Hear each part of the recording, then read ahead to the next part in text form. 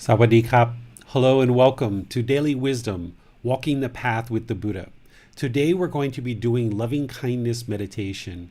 This is a practice that is going to help you to eliminate anger, hatred, ill will, and all of the kind of lesser versions of this, which oftentimes show up as kind of like irritation or annoyance. Essentially, this aspect of the unenlightened mind that kind of pushes people away, creates this wall or this barrier around us, and inhibits us from having open relationships where we feel comfortable and others feel comfortable with us, and we don't feel this insatiable urge to kind of look out for enemies with a neurotic mind or fear. Loving kindness meditation is the practice that Gotama Buddha taught and shared in order to eliminate hatred, anger, ill will, and all the other lesser versions that are in the mind. And it's only when you learn and practice this style of meditation that you'll be able to actively eliminate this hatred, anger, and ill will while cultivating the opposite, to transform this poison of hatred, anger, or ill will into loving kindness. So we're going to talk about that today, and we're going to actually do a loving kindness meditation session so that you can experience what loving kindness meditation is like. As we do that, remember that you can always ask questions by typing those into the comment section if you're in Facebook, YouTube, or in our Zoom classroom. And then the folks in the Zoom classroom, you can always raise your hand electronically and ask your question live if you like, or any follow-ups. And for those of you guys that are typing in your question, Max will be asking those during the session as the moderator, and then I'll be answering them for you. So let's go ahead and move into what it is that I was planning to discuss with you guys, and then we can discuss anything else that you guys would like to discuss along these lines before we move into loving kindness meditation. On Sunday, we discussed the three poisons of greed, hatred, and delusion, or craving, anger, and ignorance, what I also describe as the unknowing of true reality. And we discussed how these three poisons are present in the unenlightened mind, and they keep the mind unenlightened. And we operate out of this greed, hatred, and delusion, or craving, anger, and ignorance, causing untold amounts of unwholesome results because the mind is unaware of how to make wise decisions in the world that would lead to wholesome results. So it's only through eradicating these three poisons that the mind will then be able to function in a way that helps you to improve the quality of the mind and the quality of your life. Max, can I ask you to move to the antidote slide?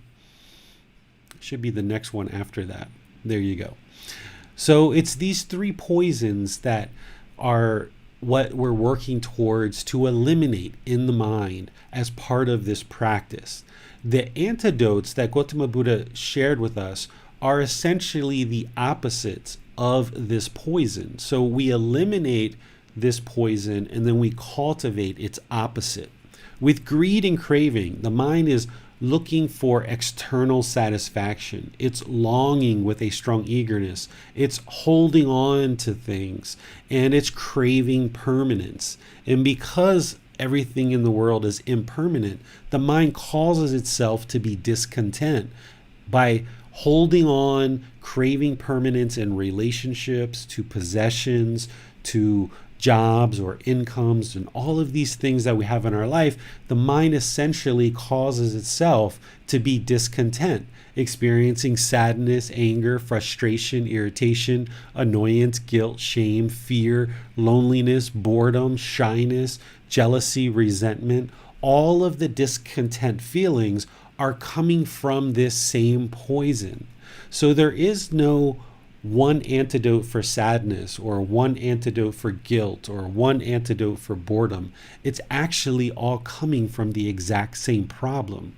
So it's this greed or craving in the mind, this outward searching, this longing, this strong eagerness. We often refer to this as craving, desire, attachment. And there's this wanting, this expectations, this grasping, this holding. So the antidotes that Gotama Buddha gives us here is breathing mindfulness meditation. This is the meditation that we do as a foundation of our practice. We even do it leading into loving kindness meditation. But what breathing mindfulness meditation is doing is it's training the mind to let go. Because the core problem here is the mind gets something in the mind that it really, really wants, that it craves, that it desires, having this strong eagerness and longing for, and now it starts pursuing that external pleasure, thinking that that's what it's going to be that brings the mind this peacefulness or contentedness.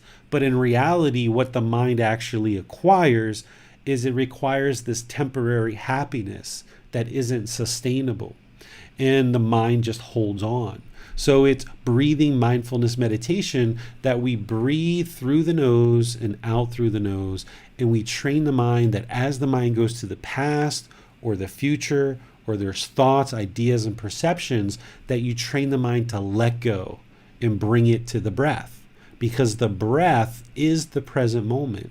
And by doing this over repeated sessions, multiple weeks and months and years, the mind becomes more calm, more peaceful, more serene, because now it's trained to be in the present moment rather than have fear or guilt or shame or latch on to these painful or pleasant thoughts from the past, or potentially anticipate with anxiety any kind of painful or pleasurable things in the future. The mind comes into the present moment with awareness of mind through this breathing mindfulness meditation. So we're training the mind to let go and focus on the breath. And then what you'll notice is in daily life, through practicing the entire Eightfold Path, including breathing mindfulness meditation, you'll be able to then let go of things that might happen. If somebody cuts you off in traffic, you can let it go. Or if you get this insatiable urge that you just got to have a new car, and you just know that this new car is going to satisfy the mind, you can recognize that as craving and you can let it go. Or if your mind is holding on to trauma or pain from the past, you can train the mind to let go of that. Or if you've been involved in a relationship and it's now ended and you're longing for that relationship or some other relationship to replace it, you can identify that as craving, desire, attachment. Let that go. If you have expectations of the people around you and you just want everybody to do things your way, you can identify this as this poison of greed, craving, that we also refer to as desire or attachment, where the mind is longing or wanting with this strong eagerness. And you can identify that, how you forcing your way on other people is not going to create wholesome relationships for you. It's not going to create a situation where people feel comfortable being around you if you're trying to impose your way of being on other people. So by training the mind to let this go, then the mind can reside peaceful, calm, serene, and content with joy. And it's only through breathing mindfulness meditation that you'll be actively involved in eliminating this greed or craving, this desire, this attachment, this mental longing with a strong eagerness, in cultivating awareness of mind or mindfulness. This is going to be very, very helpful for you to see that you can control the mind in any given situation as you train the mind more and more with this style of meditation. The other thing that we do in order to knock down and eliminate this poison is practice generosity. Generosity, or sharing, is essentially sharing our time, our effort, our energy, our resources to help other people, for the benefit of other people. And we talked about how you need to find the middle. You need to find where the middle is, because if you hold on to everything that you did and you only pursued things selfishly and you only pursued things that were going to improve your life and you never really considered helping others, that's kind of holding things too tight. And that's why the mind has this tendency to hold on. But if you did, gave everything that you had, time, effort, energy, and resources, and you never really thought about how to care for your own needs or the needs of your family, then the mind is also not going to have what it needs. So by practicing breathing mindfulness meditation and generosity, along with all the other teachings that the Buddha shares, we know to bring the mind into the middle, where you can share your time, effort, energy, and resources, but you ensure that you're also taking care of your own needs. By learning to share, you will essentially let go. The mind will have a tendency in the unenlightened state to be selfish and only pursue things that are going to create gains in your life. But by you learning and doing activities that are performing generosity and helpful for people, not just your own selfish desires, then you're training the mind to let go and realize that you can still exist in this world through finding this middle where you are able to sustain your own needs, but also help other people as well. And this addresses that poison of greed or craving that we also refer to as desire or attachment, this mental longing with a strong eagerness where the mind wants to hold on to things. So we're practicing and cultivating just the opposite. The second poison of hatred or anger, also referred to as ill will, but then shows up in lesser versions like irritation and annoyance and dislike, is where the mind wants to push people away. It only wants to involve people in your life that you agree with or that agree with you. You're not interested in the unenlightened state to have people around that are doing things that you disagree with because it bothers you. And you don't realize that it's actually not them bothering you. It's your own mind not being comfortable to allow things to exist around you that maybe you disagree with.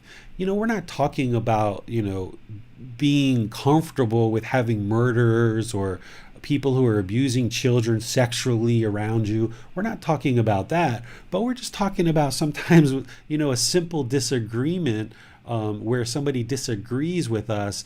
In the unenlightened state, often the mind will push that person away, trying to create this bubble of perfection where you only allow people into this bubble that agree with you. And as soon as somebody does something that you disagree with, you kind of shun them and you push them away. This is the poison of hatred, anger, or ill will that comes up. And then we oftentimes are kind of neurotically looking out with fear for when is the next person going to come and do something that I disagree with. And then immediately you have the solution, which is push them away. But essentially what you're doing is you're limiting your ability to exist around all people with a peaceful, calm, serene, and content mind with joy, because you're allowing these other things to bother the mind. Because the mind craves this permanence, it wants things to be your way. When they're not your way, that's when the anger, hatred, and ill will come up and push those people away, because you want things your way, because it's your world, right? Everybody needs to do things your way in your world. But what the mind needs to evolve to is to realize that you exist amongst, billions of other people, and it's impossible for you to train others to do things your way.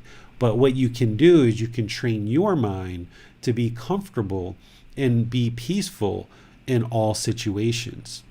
So what you do in breathing mindfulness meditation as the antidote to this poison is you work to eliminate hatred, anger, and ill will for anybody and everybody while you're cultivating loving kindness in the mind.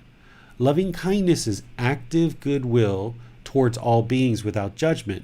So by eliminating this hatred, anger, and ill will and cultivating this loving kindness in the mind, now when you're around people and others and people who disagree, you can reside with the mind having this active goodwill towards all beings without judgment, and you won't feel that you need to push them away, but you will just recognize that they have a difference of an opinion, they have a different way of doing things.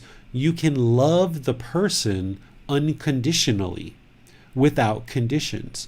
They don't need to meet your expectations of doing things in a certain way that only you agree with, because if you only allow people around you that do things your way, that's not true love. That's actually selfishness, where you may be wanting people to do things your way, and it's only when they do it your way that you will be involved in a relationship or somehow be friendly and kind to them. But what unconditional love is about, which we'll get to later in this program in chapter 14, what unconditional love is about is not placing expectations and requirements on others and expecting them to meet our obligations, and only then will we be friendly and loving and kind to them. Because that's selfishness. That's actually not true love. What true love is being able to observe that others have different ways of doing things, but loving them regardless. Having this active goodwill towards all beings without judgment. It's that judgment where we're judging other people's behaviors and the way they do things and saying, I can't be around this person because I don't agree with the way that they do things. We can actually choose to not be around others, but still have loving kindness, right? If there was a person who was doing some very unwholesome things in the world, I wouldn't choose to be around them. I wouldn't choose for my son, for example, to be around them, but I would still have this active goodwill towards all beings without judgment. I can disagree with someone's intentions, speech, and actions. I can disagree with the decisions that they're making in life while still maintaining loving kindness or active goodwill without judgment. I can disagree with the decisions that they're making while still being polite, kind, friendly, and respectful to that person, right? Because the mind can be trained to understand that not everyone's going to do things our way, right?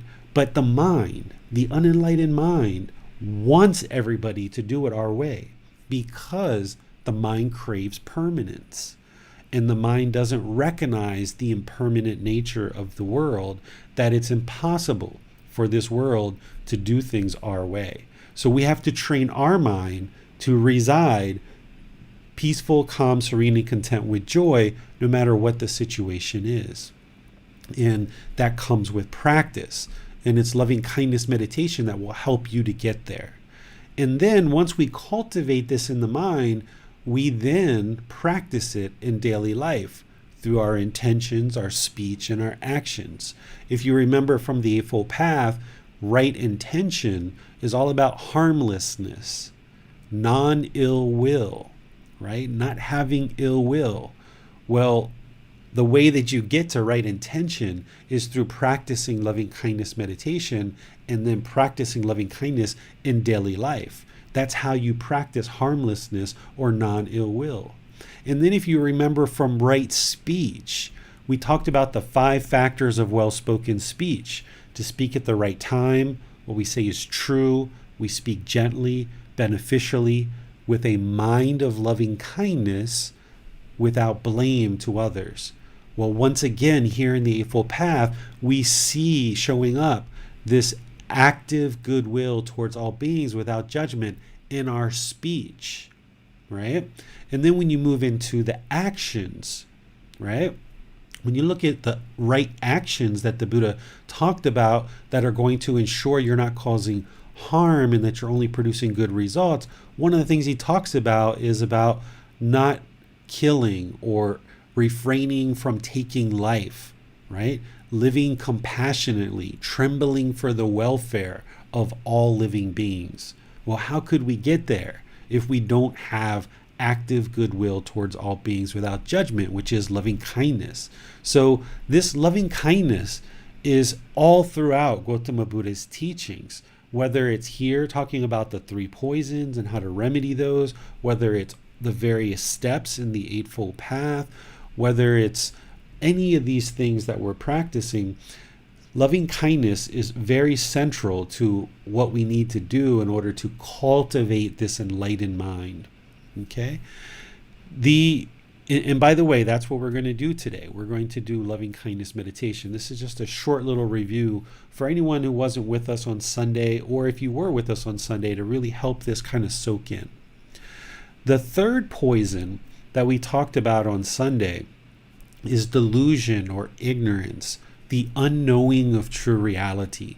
This is how the mind doesn't understand this life-affirming teachings and wisdom that you would understand this natural law of Gama and how to eliminate these various aspects of the mind and cultivate the wholesome qualities in the mind.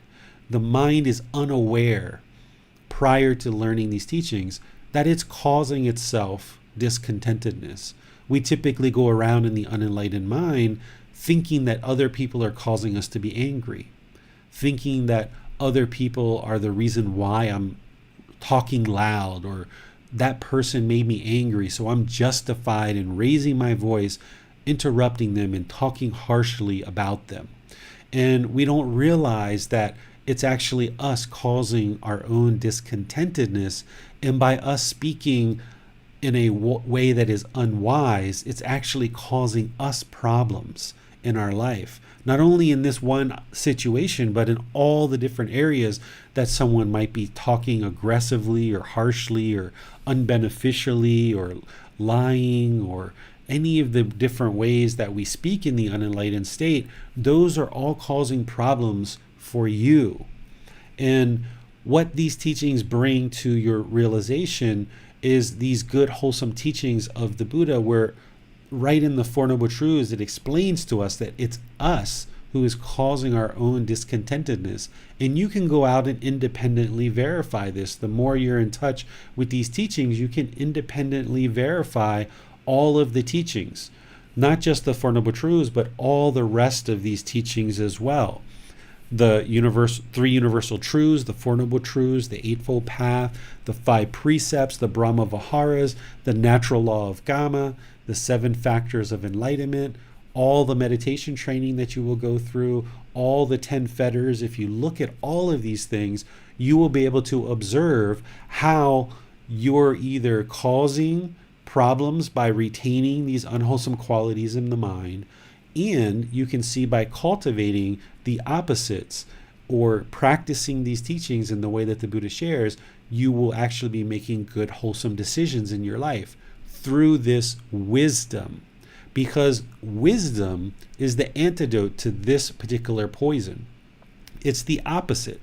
Because if the mind is unknowing of true reality, it doesn't realize that by doing certain unwholesome things in the world, by being hostile, by being angry, by being uncalm, by not being aware of your mind, by speaking aggressively to people, by causing harm with our bodily actions, with the various decisions that we make in life, causing harm to others, that harm is going to come to us. By being unaware of that, or ignorant of that, or unknowing of true reality, then the mind is just going to keep struggling through life and finding it very difficult to have helpful personal and professional relationships. It's going to find it difficult and struggle through this life of even to sustain one's life, not only with friends and co-workers, but even just to sustain a certain livelihood, because you're going to have a hard time building up any kind of sustainable way to sustain your life through an income. But with wisdom and realizing how these natural laws of existence work in the world, you can apply this wisdom in your daily life through a well-developed life practice, and you will see the condition of the mind improve, and you will see the condition of your life improve. Which, of course, meditation is kind of a foundational practice that we need in order to actively train the mind to either eliminate certain qualities or cultivate certain qualities.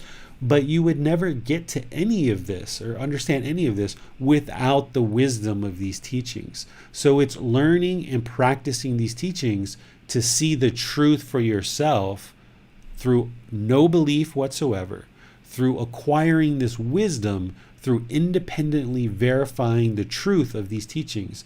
Then with this wisdom, the mind functions in the world differently. You start observing how your craving is causing you to long and seek things and have this strong eagerness, and you're seeing that this craving is when you don't get what you want, you're seeing this anger and this hatred arise, and you start talking aggressively to people. Now the teachings of the Buddha are starting to bring that to your attention, and now that you're aware of it through this wisdom, he gives you the solutions as well, helping you to realize what you should be practicing, which is this Eightfold Path.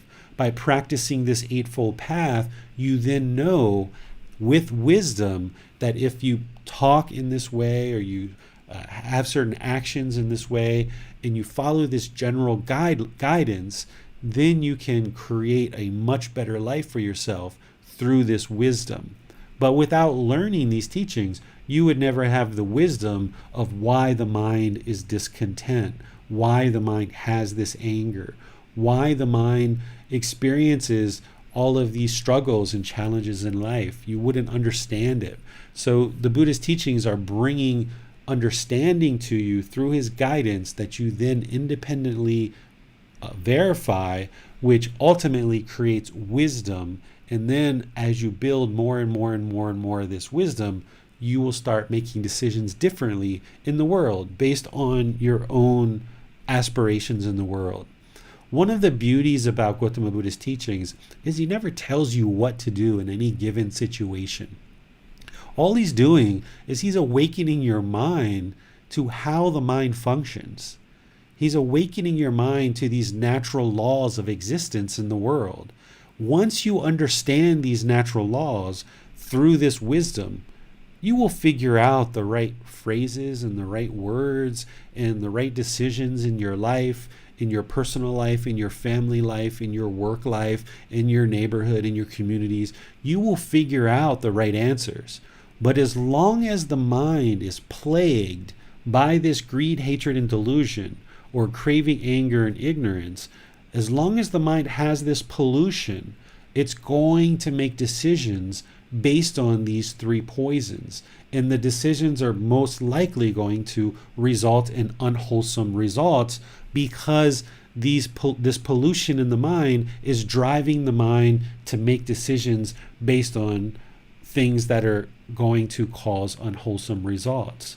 But through learning and practicing this general guidance, awakening the mind, eliminating certain unwholesome qualities, and arising certain wholesome qualities in the mind, you will then figure out what's the best way to handle any given situation. Keep in mind that as we describe enlightenment, we talk about it as the elimination of greed, hatred, and delusion, the self and the ego, or the elimination of craving, anger, and ignorance, the self and the ego. That self and ego is part of this delusion or ignorance, that we're unaware of how this permanent self in the unenlightened mind and this ego, this arrogance, this comparing and measuring people, looking down on others or looking up to others, is actually very destructive to the mind. And because we are ignorant of that, we are unknowing of that in the unenlightened state, then our decisions are motivated through these three poisons. And it's not until we actively work to eliminate these and cultivate the opposites that the mind can then make better and better choices in the world and realize more and more benefits to the enlightened mind, where it becomes peaceful, calm, serene, and content with joy because it's eliminated all of this unwholesome poisons and it's cultivated the opposite. So a mind that is enlightened is going to reside in the present moment. It's going to have awareness of mind. It's going to be practicing generosity and sharing with others. It's not going to hold on so tightly. It's going to be comfortable with change, right? That's through eliminating greed or craving and cultivating the opposite in the mind. An enlightened mind isn't going to have hatred, anger, and ill will, experiencing annoyance or irritation. It's actually going to have active goodwill towards all beings. It's going to have concern for others' misfortune. It's going to have these wholesome qualities where it can be comfortable around people who either agree or disagree with you. And you're going to be able to be friendly and kind and polite, loving, respectful to all beings, no matter what. No matter what's transpiring, you will still be able to find a way to do that without any hostility whatsoever residing in the mind. And an enlightened mind, having eliminated this delusion or ignorance, is going to have the wisdom of this Eightfold Path and all the other teachings that the Buddha shares to be able to conduct life in almost a seamless way. Nothing is difficult to an enlightened person. Sure, there's challenges that arise. There's things that an enlightened person would like to influence or improve, but they understand that all they need to do is figure out the right solution. And they're just going to actively work through various options based on wisdom and try to move certain things in a direction that's going to be helpful for the outcome that they would like to experience. So a enlightened person isn't going to get angry or frustrated or irritated or sad. They're not going to feel guilty or shameful. They're not going to have any boredom or loneliness or shyness, resentment or jealousy. They're just going to reside peaceful, calm, serene, and content with joy.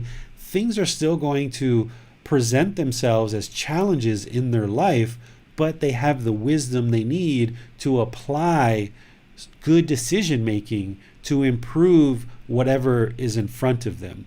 Whatever the decision is, whatever the situation is, they will apply good decision making through wisdom to improve this situation. Not becoming angry and frustrated, but just very calm, even-tempered, especially in difficult situations. There's nothing that's going to feel difficult for an enlightened person. They're just going to be able to apply good, wholesome decision making to improve whatever it is that they're facing. So here you can see this is the reason why I only teach two styles of meditation as the primary forms of meditation that you need in order to attain enlightenment, which is breathing mindfulness meditation and loving kindness meditation.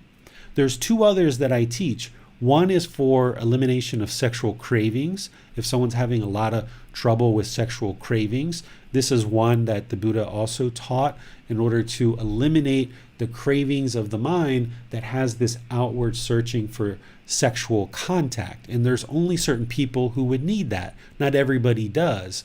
But that's kind of a third one. It's kind of like a specialized meditation that some people need. And then there's a fourth meditation that I teach. It's a meditation for non-self, to help you develop non-self. But you need to learn a whole lot of other things and practice a whole lot of other things before we ever get to that. You wouldn't be able to actually just practice that at the beginning and actually experience the realization of non-self. You need to actually build up to that. And when it's the right time, you may ask me if it's the right time, or I may help you see that, okay, now it's the right time for you to start practicing that. But by and large, the vast majority of the world are only ever going to need these two meditations of breathing mindfulness meditation and loving kindness meditation, because every unenlightened mind is affected by these same three poisons: greed, hatred, and delusion, or craving, anger, and ignorance. And all of the problems that are being faced in one's life, all the struggles that an unenlightened mind is experiencing, is related to these three poisons. So that's why you don't need to run out and learn 20 or 50 or 100 different meditations. You can just focus on these two only Deepen your meditation practice really deep into these two. Get really, really proficient with these two so that you can get lots and lots of benefit. That limits you needing to have to learn 20 or 30 or 50 different meditations, and you can really focus in on just these two: breathing mindfulness meditation and loving kindness.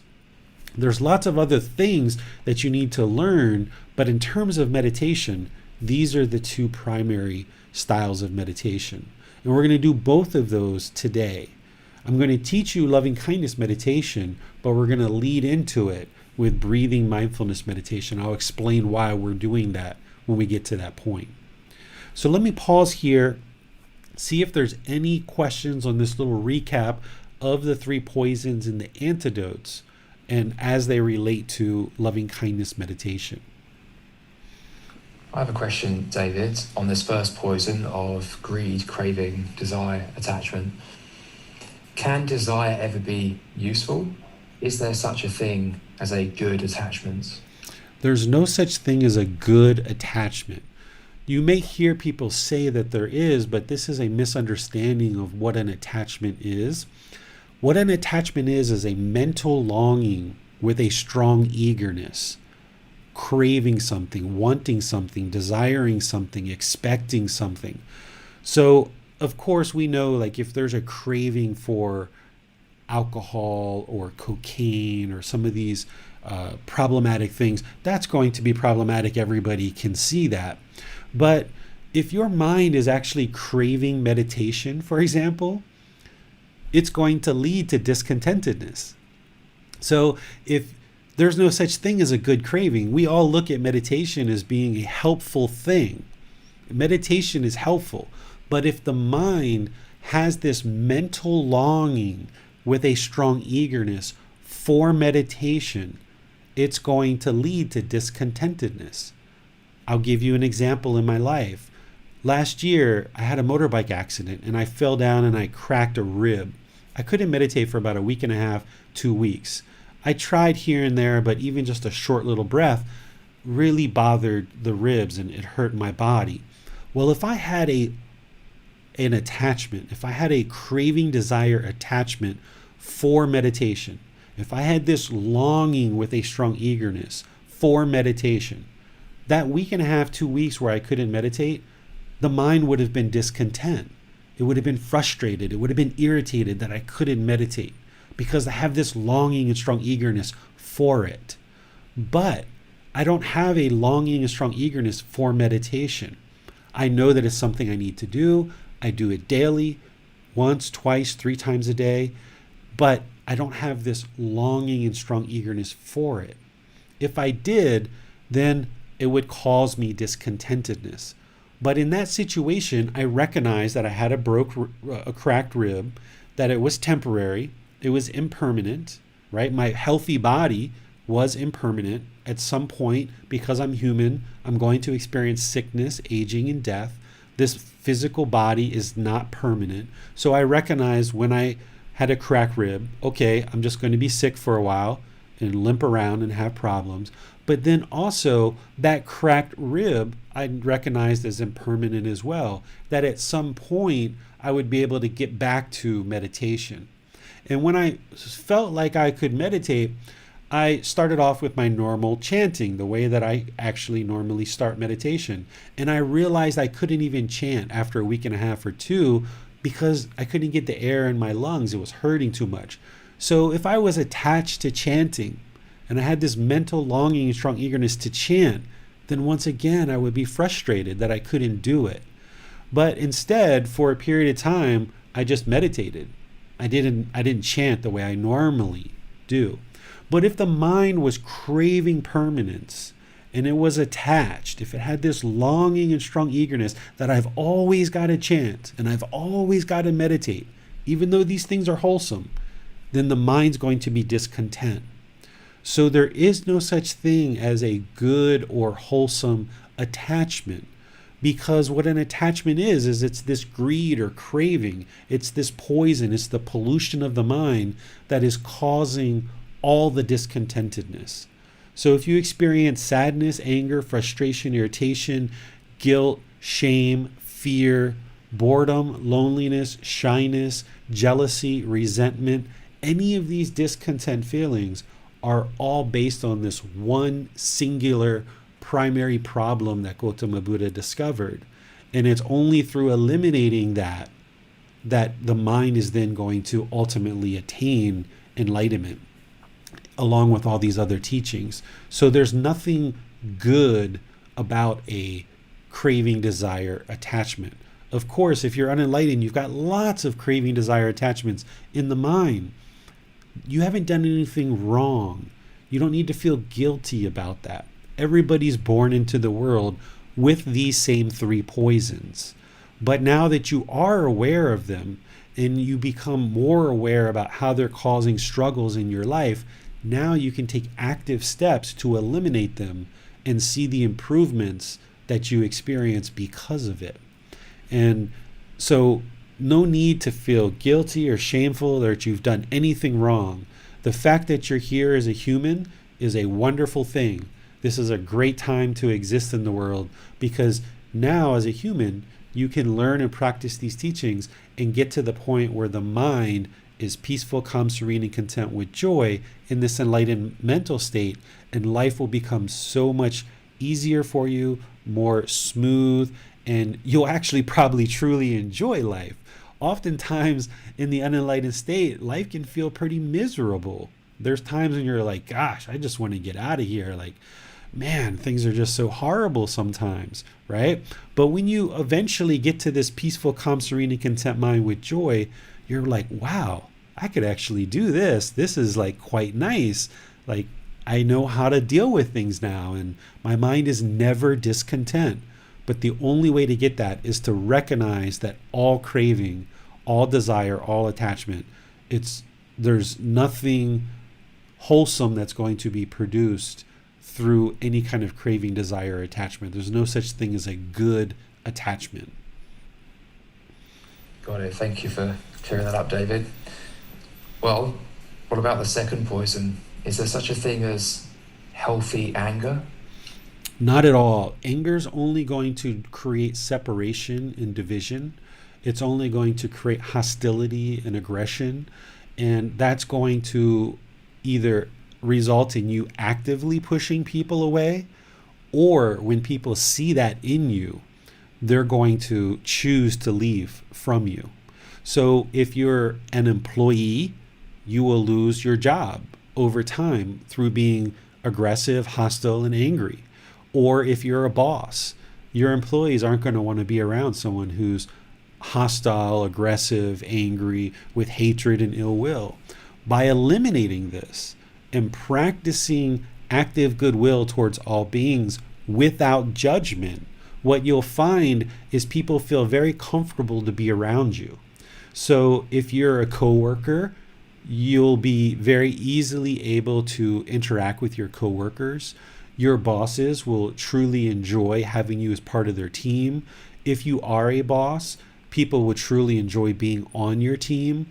If you work in a customer-facing role, you will find that your customers will really enjoy and feel pleasant interacting with you. And you will find that people will enjoy doing business with you, because people do business with a person. They don't do business with a business. They do business with people. And if they feel comfortable and they interact with you and you're polite and kind and friendly, respectful, they're going to be more likely to want to be involved with you. And of course, you're not learning and practicing any of these teachings in order to make more money, right? That's not the goal that people set out for in learning and practicing these teachings. But what you will find is that the more you learn and practice these teachings, things will happen for you much more easily and more seamlessly. You won't have to focus on making money because you're focused on being a good moral person. You're focused on having universal love for all beings. You're focused on being a good moral person. You're focused on helping others. And through doing this, you will observe that people will be very comfortable interacting with you.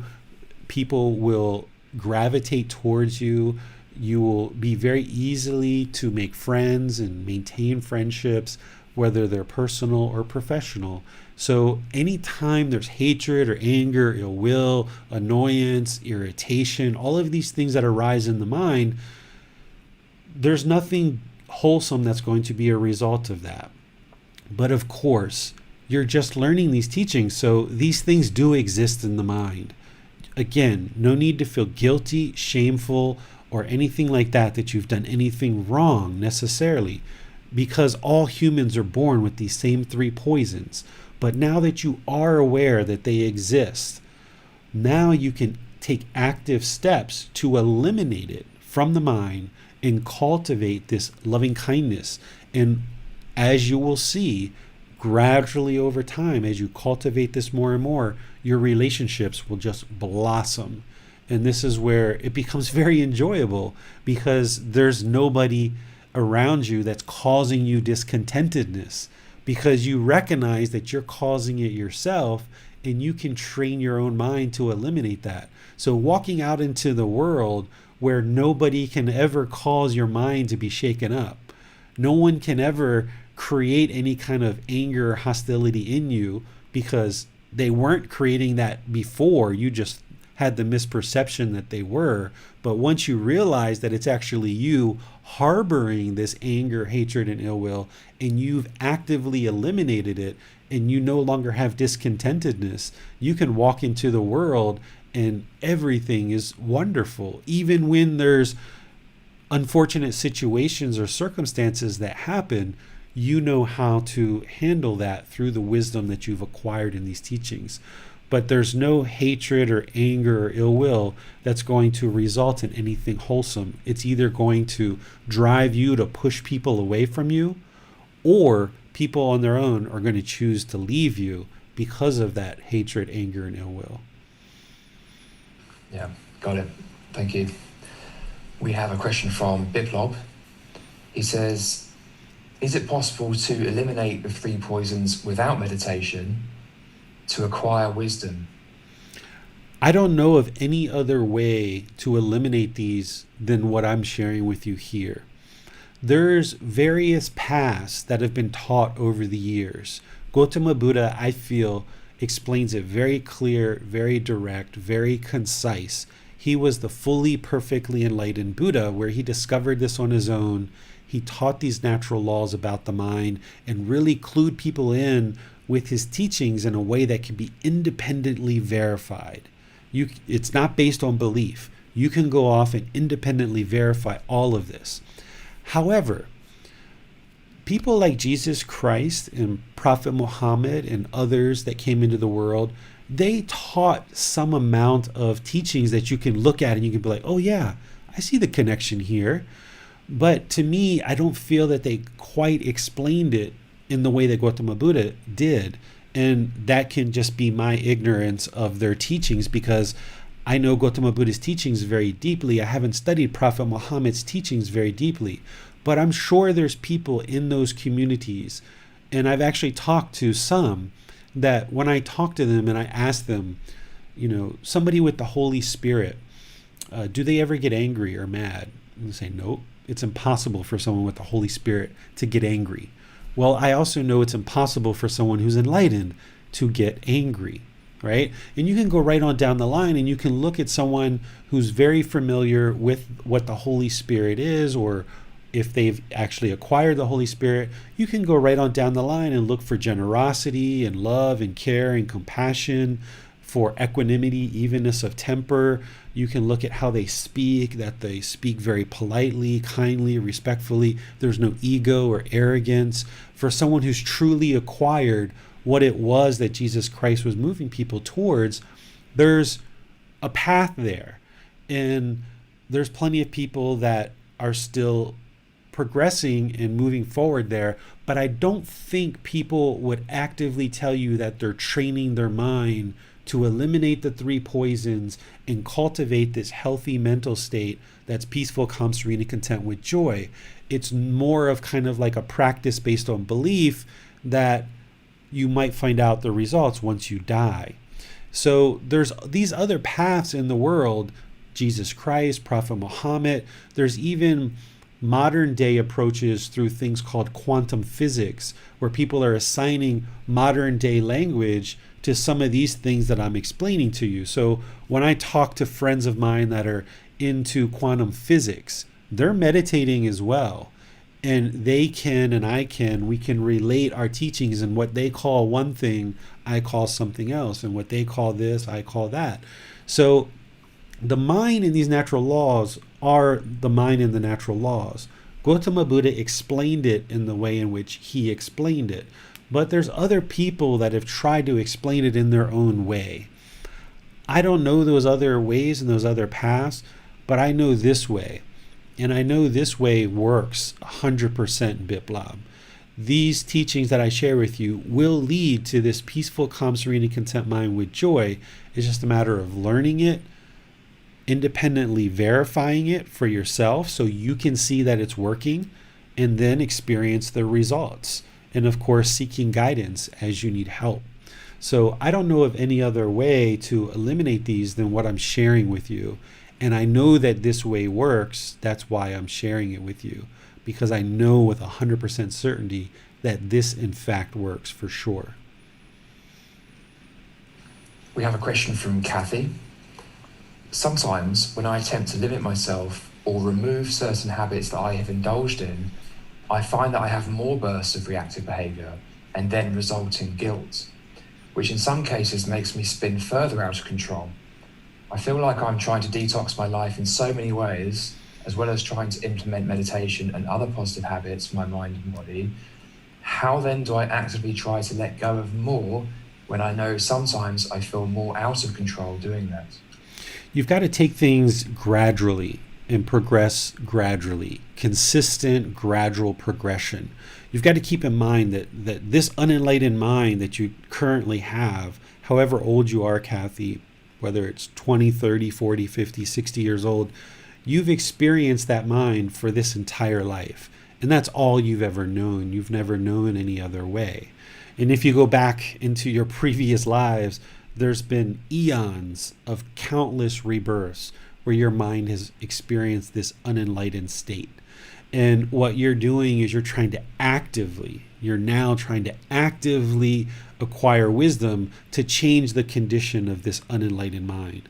And that happens gradually over time. So this unenlightened mind has a real head start, right? And that's okay, because we're not on any time schedule here. It's all about consistent dedication to gradually evolving and training this mind. So while you've got this unenlightened mind that's wanting to charge forward with craving, anger, and ignorance, you're kind of got this parallel process going on where you're learning the teachings, you're independently verifying them, you're implementing the teachings, getting a little bit of results, you're seeking guidance and getting help, you're developing this life practice, which includes meditation, and all of that is just going to slowly, consistently, kind of slowly catch up to this unenlightened mind.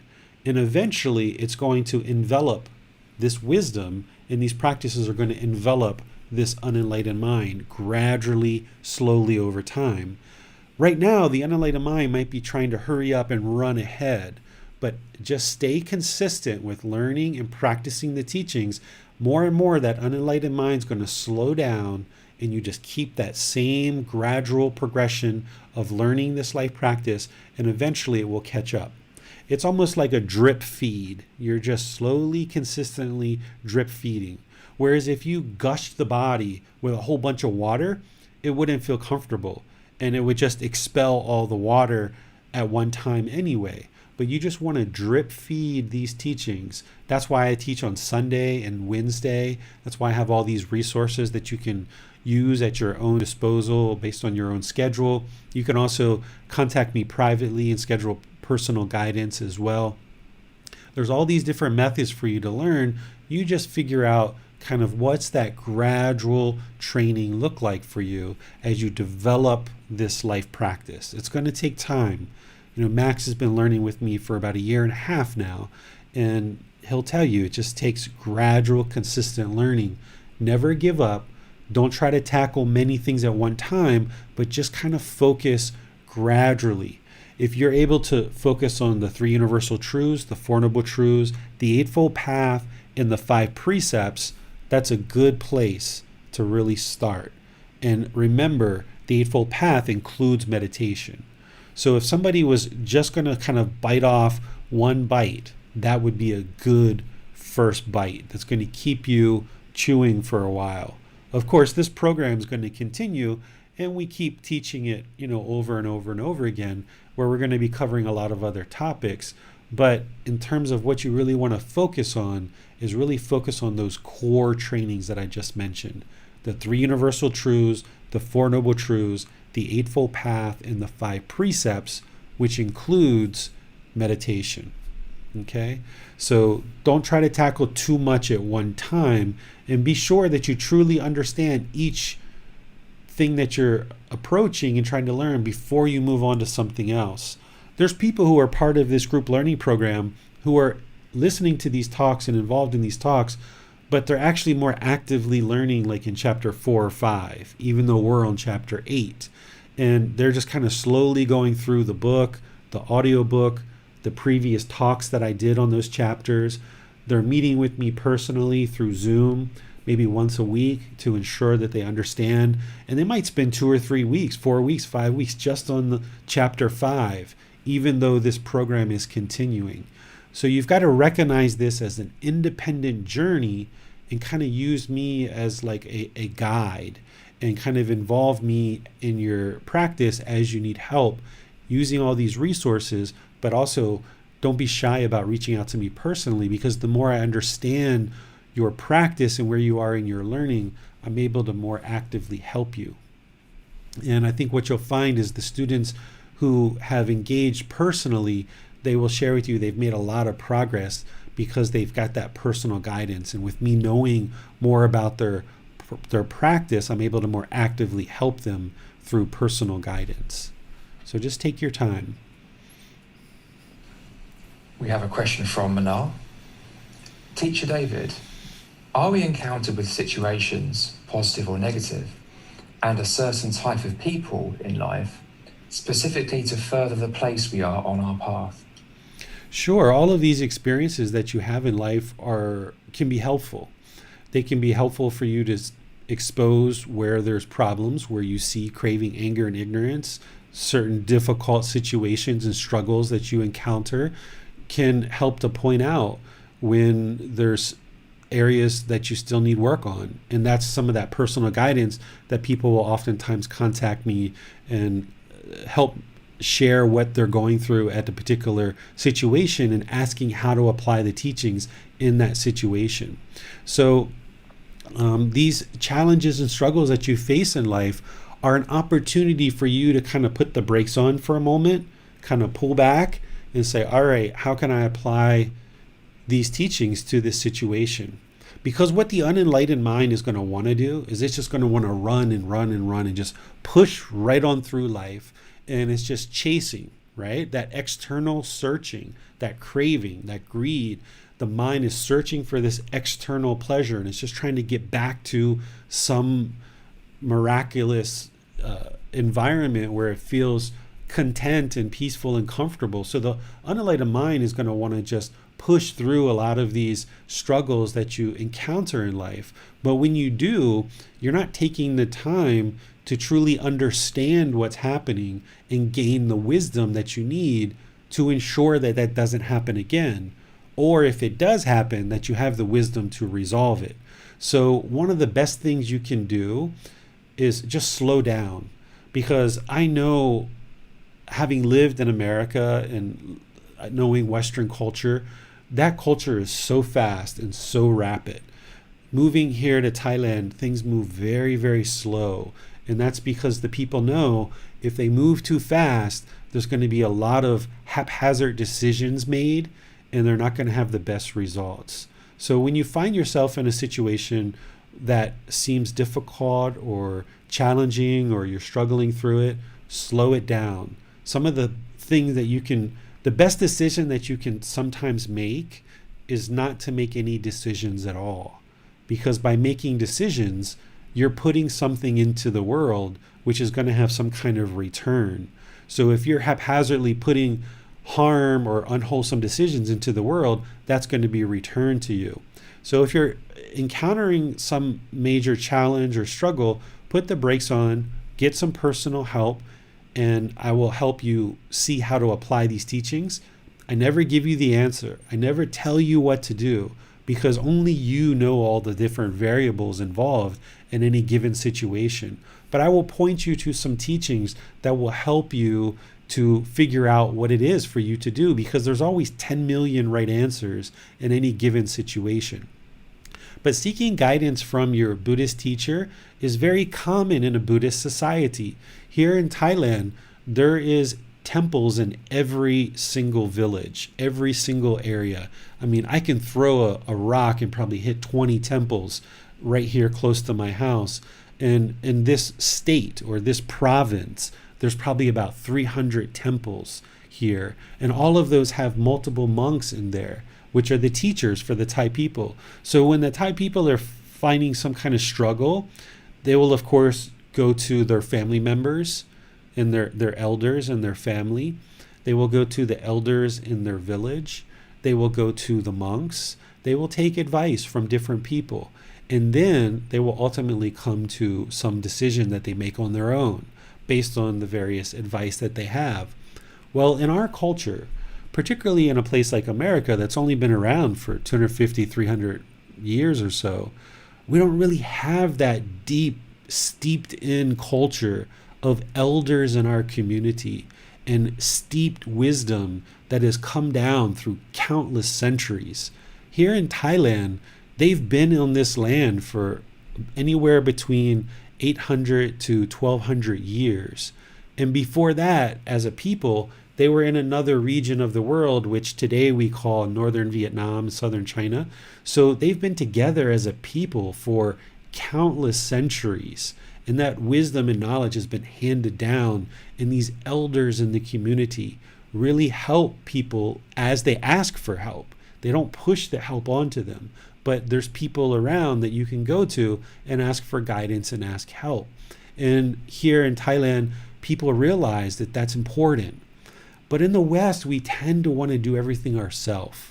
We really promote independence, which, yeah, it's great to be independent and be an independent thinker, but it's also wise to eliminate the arrogance and ego and realize you need to go consult and get people's opinions sometimes, and seek people's opinions who aren't trying to force their way on you.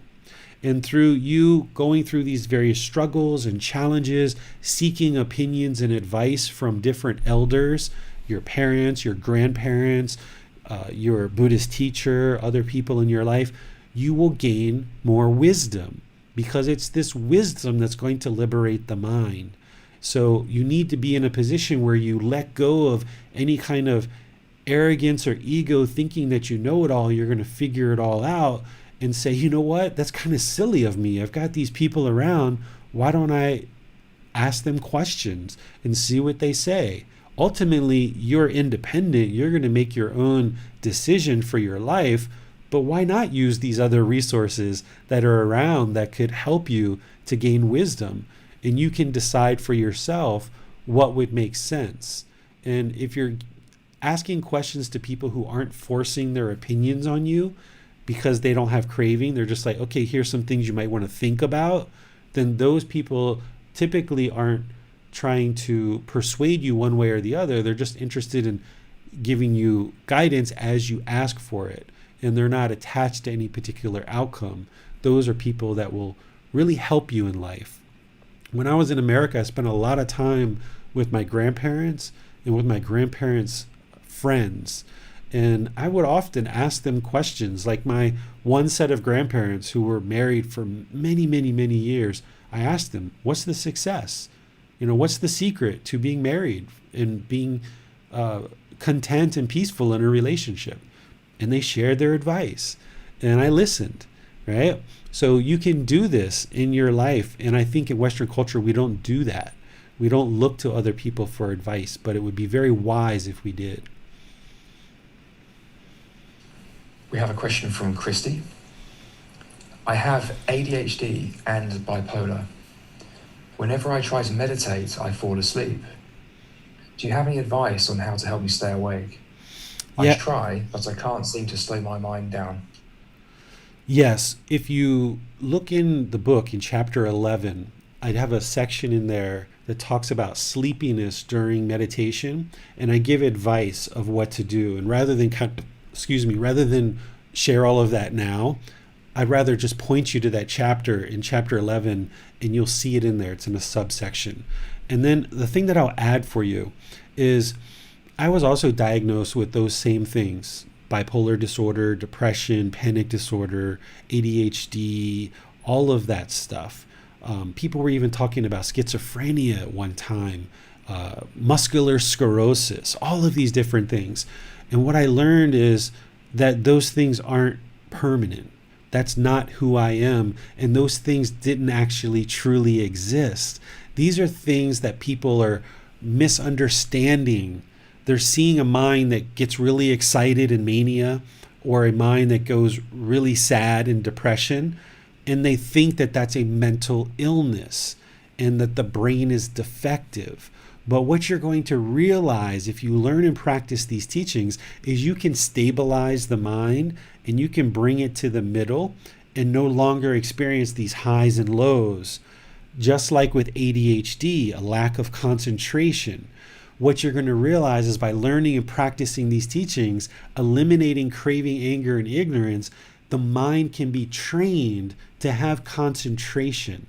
So your brain isn't defective. I don't know if anyone ever told you that, but that's what I was told when I was first diagnosed with these mental illnesses. And what I realized through these teachings and training the mind in this way is, while the suffering and anguish was real that I was experiencing, the cause of what people were telling me was the problem, and the solution, which was medication for 24 years, I realized that that wasn't true. And these teachings will actually improve the condition of the mind if you actively train it. When you read chapter 22 in the book and listen to the corresponding talk that I did on mental illness, you'll come to realize that your brain is actually quite healthy. It's just that your mind is untrained right now. And the more that you train it, you can actually get to a completely stable mind where it's peaceful, calm, serene, and content with joy. It's just going to take you time to do that and learning to do that. Thank you, David. We have no more questions.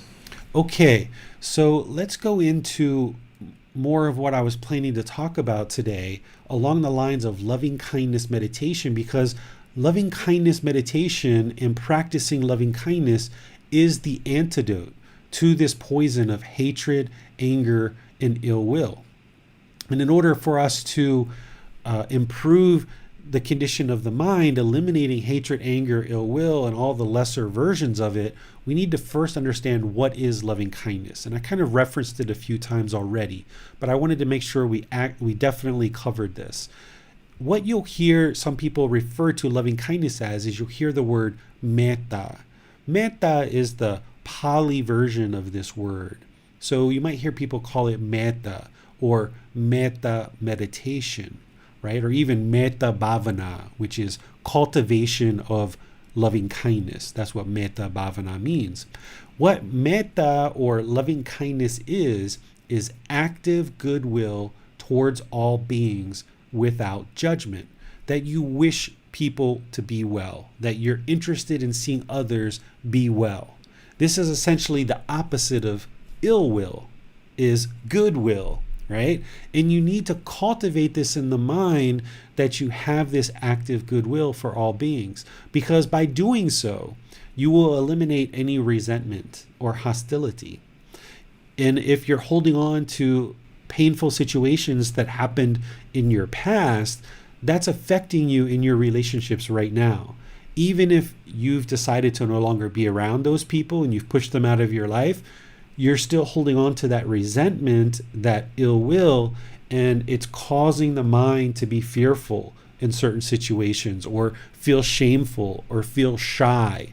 And you're not able to really open up and kind of blossom around other people because you're holding on to this resentment or this trauma, this painful feelings from the past. So through cultivating this active goodwill towards all beings without judgment, it doesn't mean you agree with the decisions and the harmful things that people did in the past, but at least you let go of that resentment and anger that's in your mind because it's only hurting you. And if you were so-called victimized by people in the past, by maintaining this ill will and resentment in the mind, it's allowing them to continue to victimize you. So now, if you've distanced yourself from those people, now it's just a matter of eliminating it from your mind so that it no longer affects you in your current relationships or any future relationships that you experience. The other thing that loving kindness is going to do by cultivating this in meditation is it's going to eliminate this negative self-talk and this degrading and judgment that you might have for your own self, because that can be very destructive to the mind if you're looking at yourself in a negative way. So when we cultivate this active goodwill for other beings, what you're going to see is all beings is not just others, it's you too, because you're a being. You need to cultivate this for yourself as well, without judgment, right? So loving kindness is this active goodwill where you have this genuine interest in seeing all beings be well. You don't necessarily agree with their intentions, their speech, and their actions, and you don't have to, right? You don't necessarily agree with all their decisions, but at least you have this active goodwill towards all beings without judgment. This loving kindness is the antidote or the wholesome root or the remedy for hatred, anger, and ill will. Because we call these the three poisons. So in that case, this is an antidote. We also call these the three unwholesome roots. So this is a wholesome root.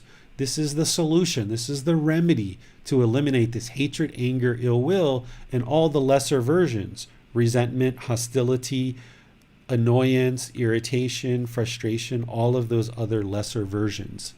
And we're going to study this more deeply when we get into chapter 13, which is all about the Brahma Viharas. So there's more to come. There's actually 4 Brahma Viharas.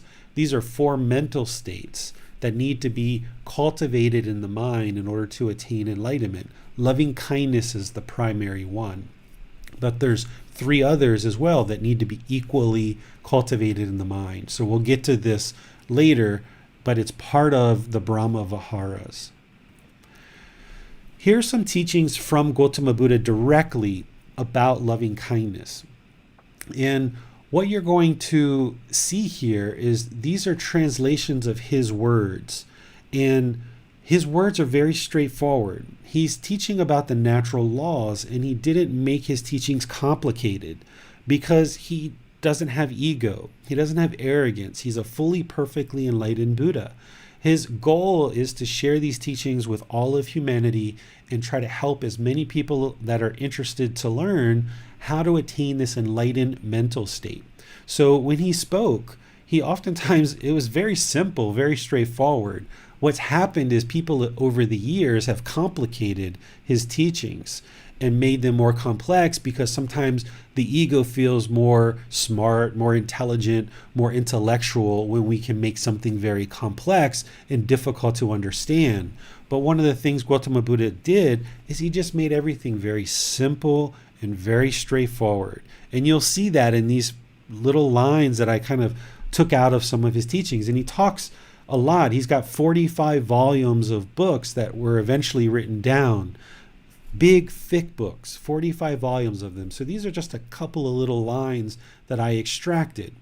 Here he was talking to his son, Rahula. Rahula, develop meditation on loving kindness. For when you develop meditation on loving kindness, any ill will be abandoned, right? One of the big things that I share in my teaching is to never believe me about anything, because belief is not going to lead to your liberation, to your enlightenment. It's only wisdom. And the way that you get to wisdom is you independently verify the teachings.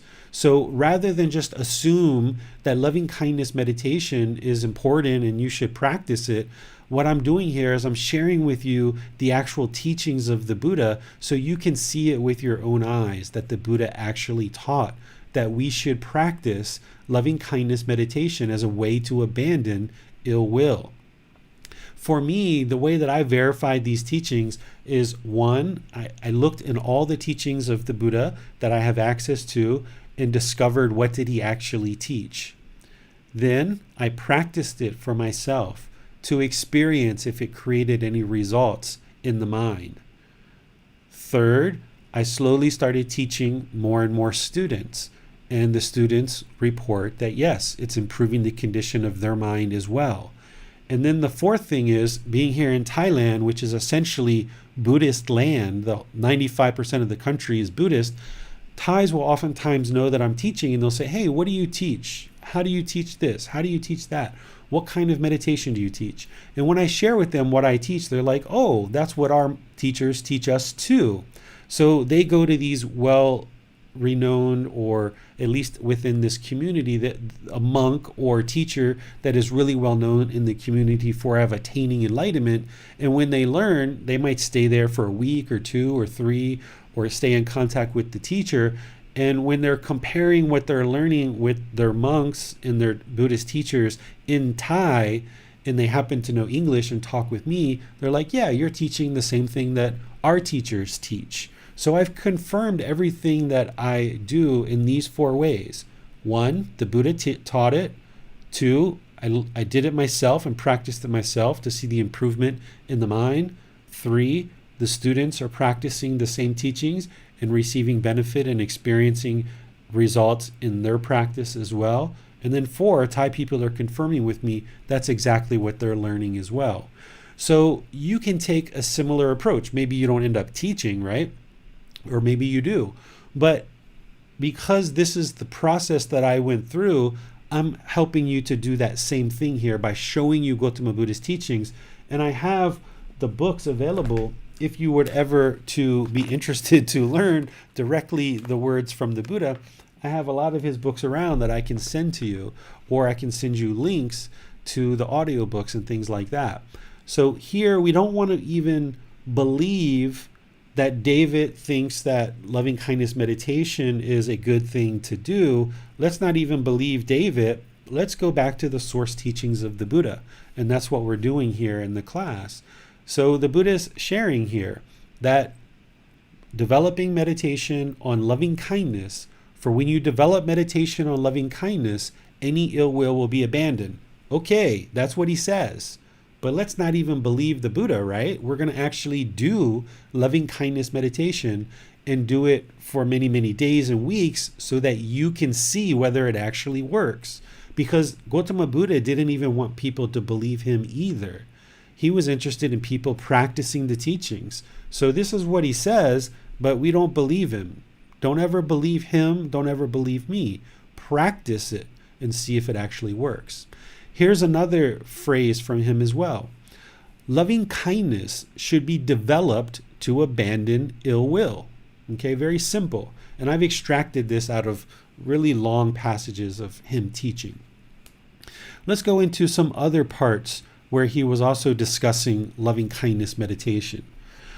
In this particular passage, it's a little bit longer because he's actually talking about people who are making offerings, because he lived as an ascetic, or kind of a homeless, roaming seeker who was seeking enlightenment.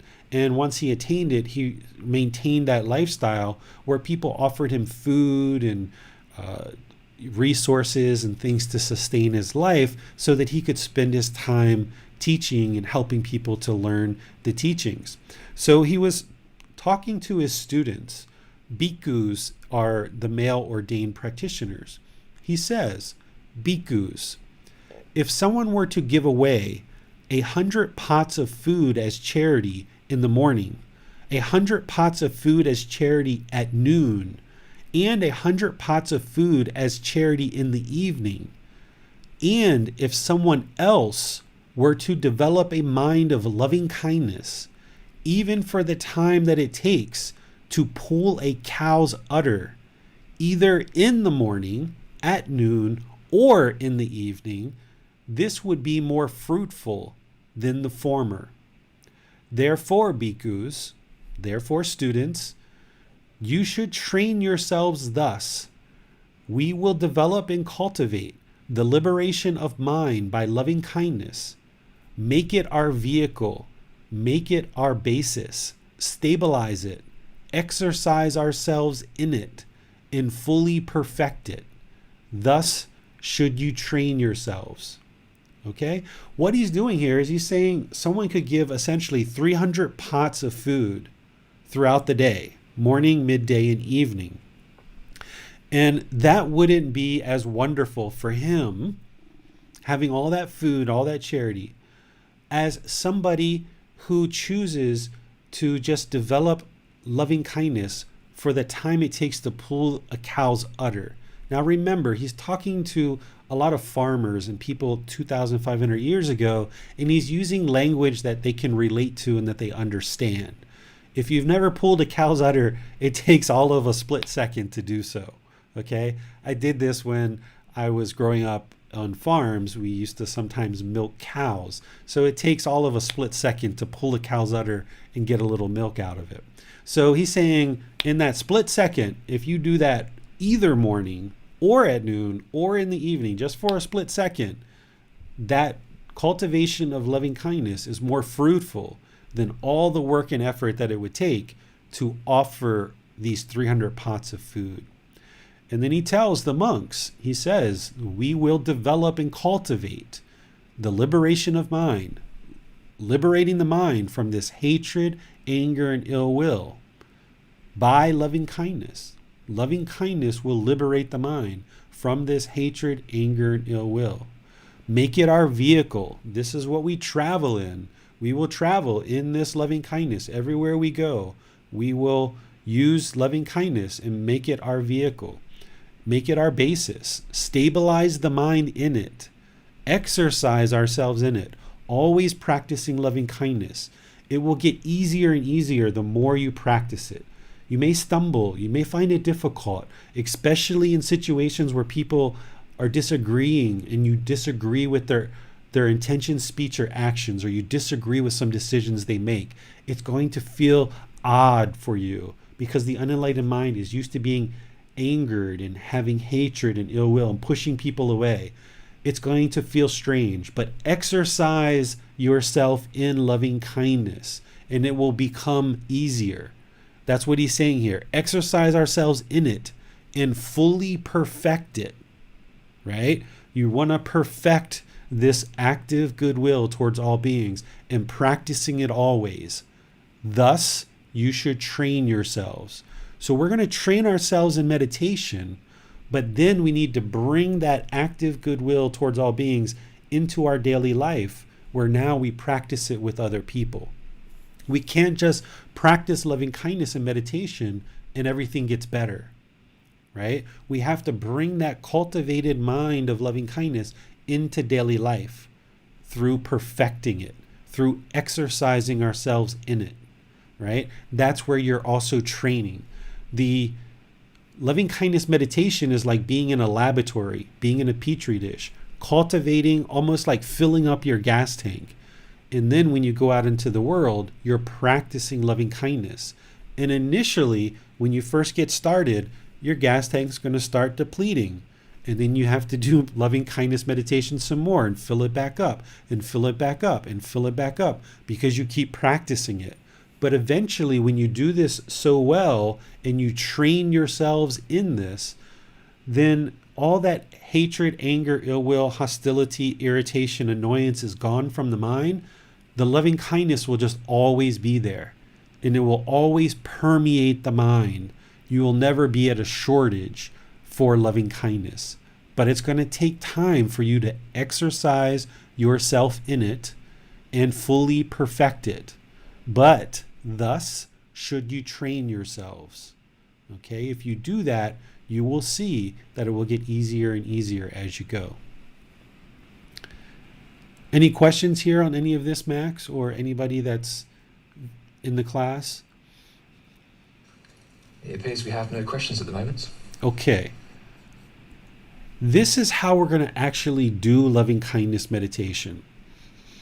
The way that we do loving kindness meditation is we start off just like we do all of our other meditation sessions. You're going to need to take a position of either seated, lying, or standing. We typically don't do loving kindness meditation in the walking position. Okay? It's usually either seated, lying, or standing.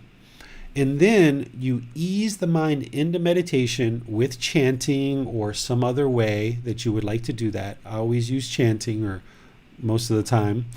And then for the first part of your meditation, you will typically do breathing mindfulness meditation, training the mind to only focus on the breath. So as the mind wanders into the past or the future, has various thoughts, ideas, or perceptions, cut those off and bring the mind to the breath. The breath is the present moment. Stabilize the mind in the present moment by cutting off all this chatter and erroneous thoughts as much as you can. And that will get easier and easier over time. So do that for some period of time. You don't have to time yourself. 5 minutes, 10 minutes, 15 minutes, 20 minutes, whatever you feel is best. Do your breathing mindfulness meditation. Then move into loving kindness meditation, where you will have these affirmations in the mind. May I be peaceful. May I be safe. May I be well. May I be free of discontentedness in the suffering it causes. Always start with I, yourself. Okay, you have to have loving kindness for yourself before you can develop it and cultivate it for other people. Okay, so always start with yourself. Then you're going to make progressive rings, getting wider and wider and wider until you get to all beings. Okay, all beings should be your last one, where you encompass everybody. You haven't left anybody out, because you need to have loving kindness and compassion, this active goodwill for all beings without judgment for all beings, even people who have harmed you in the past. Right? You have to let all that resentment go, all those painful feelings go. Here, what I'm sharing is the 3 rings. May I be peaceful, going through those 4 statements. May we be peaceful, going through those 4 statements. May all beings be peaceful. In reality, I very rarely do it this way, but this is kind of like a beginner way to do it. Today, I will just say whatever comes to mind, making 5, 6, 7, 8 different rings. I won't actually use just these 3. I will use other rings as well. And then I'll finish up with all beings, and then I'll do the chanting to kind of end our meditation. Now, if I was doing this by myself and you were just observing me, you would just see me in meditation. You wouldn't know that I was doing breathing mindfulness meditation and then loving kindness meditation, because everything's being done internally, right? Training the mind to come back to the breath, or saying these affirmations internally in the mind. But because I'm guiding you, I will say these affirmations out loud. And when I do, that will just remind you to repeat that affirmation in the mind on the out breath. So when you hear me say, may I be peaceful, whenever you get to your next out breath, say in the mind, may I be peaceful, out breath. And then I'll get to, may I be safe. And wherever you get to your next out breath, just repeat in the mind, may I be safe. You're going to do it quietly. And then when I say, may I be well, same thing. Affirmation in the mind, cultivate, may I be well. And then the 4th statement, may I be free of all discontentedness in the suffering it causes. Essentially, may I be enlightened. That's essentially what you're saying here. And we're going to go through these various rings. And when you hear me say the affirmation, you say it for yourself. Now, this affirmation is meant to cultivate this active goodwill in the mind for you. By you cultivating this loving kindness in the mind, it's going to change your mind. And therefore, it's going to change your behavior and your conduct when you're around others. You're going to find yourself speaking and acting and being around people in a different way than you were before. It's going to take time, but over a few weeks, you'll notice that this will gradually start to erode away any kind of hostility that you harbor in the mind. So these affirmations are not asking other people to be peaceful or for them to be a certain way. What we're doing is we're cultivating, filling up that gas tank in our mind so that then when we're around others, we will conduct ourselves in a more peaceful, safe, well way, that we have more active goodwill towards other beings without judgment. Okay? So that's what we're going to do, but I would like to just kind of pause and see if anyone has any questions on what we're going to do before we actually do it. Looks like we're all clear at the moment, David. Okay, so let's go ahead and go into meditation then. So find yourself a position, either sitting in a chair or sitting on the floor, or if you want to do lying or standing, you can do that as well. And make your lower body comfortable.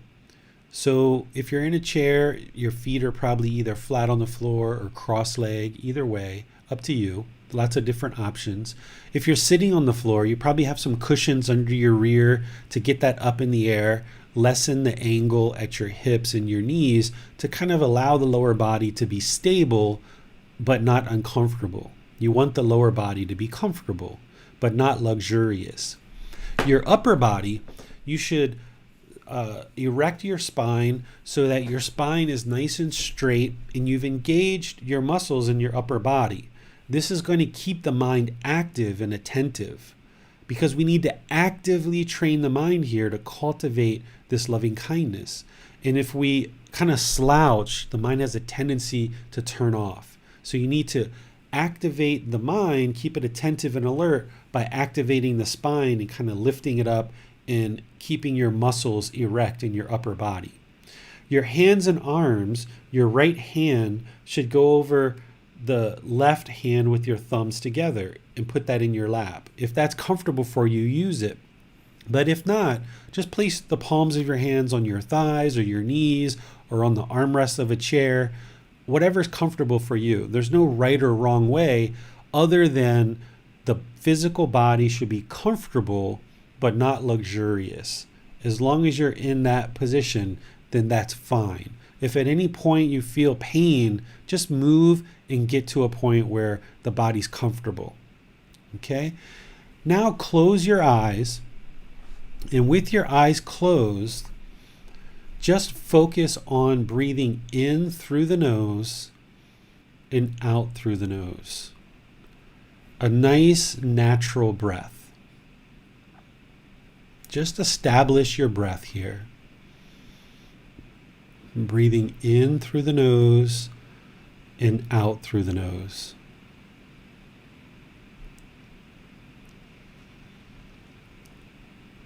I'm going to leave you here with your breath. I'm going to do some chanting, and then I'm going to come back with some guidance for breathing mindfulness meditation. Just focus the mind on the breath.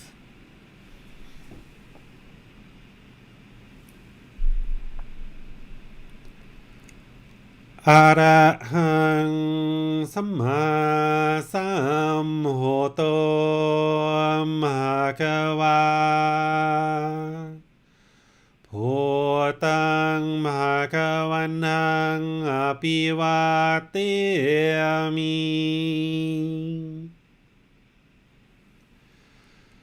Savakato Bhagavata Tammo Dhammang Namasami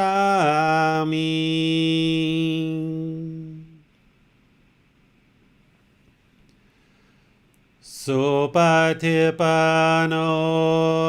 Bhagavato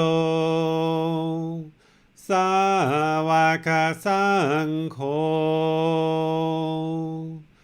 Sanghang namami.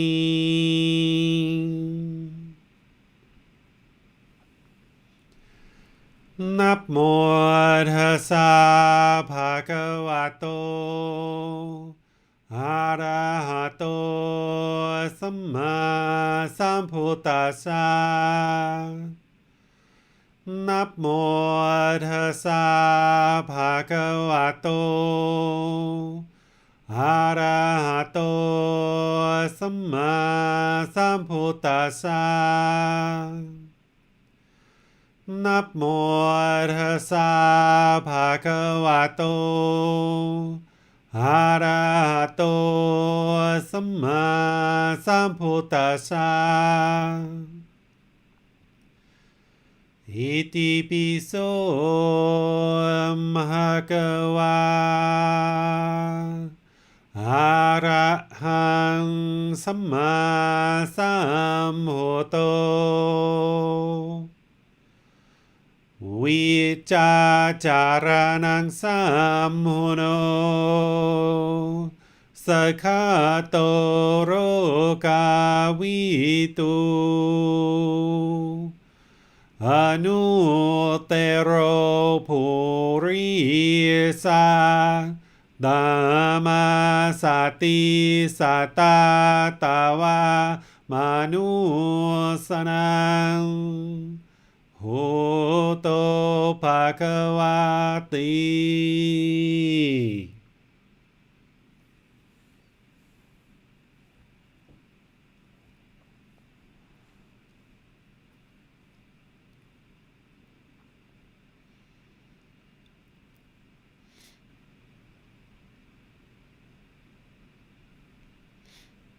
Okay, you should be breathing in through the nose and out through the nose.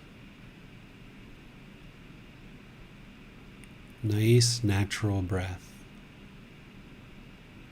Don't try to force it.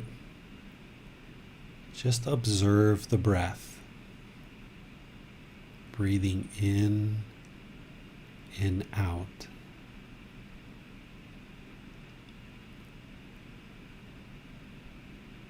Fixate the mind on the breath. The breath is the present moment. The mind can reside in the present moment, peaceful, calm, serene, and content with joy.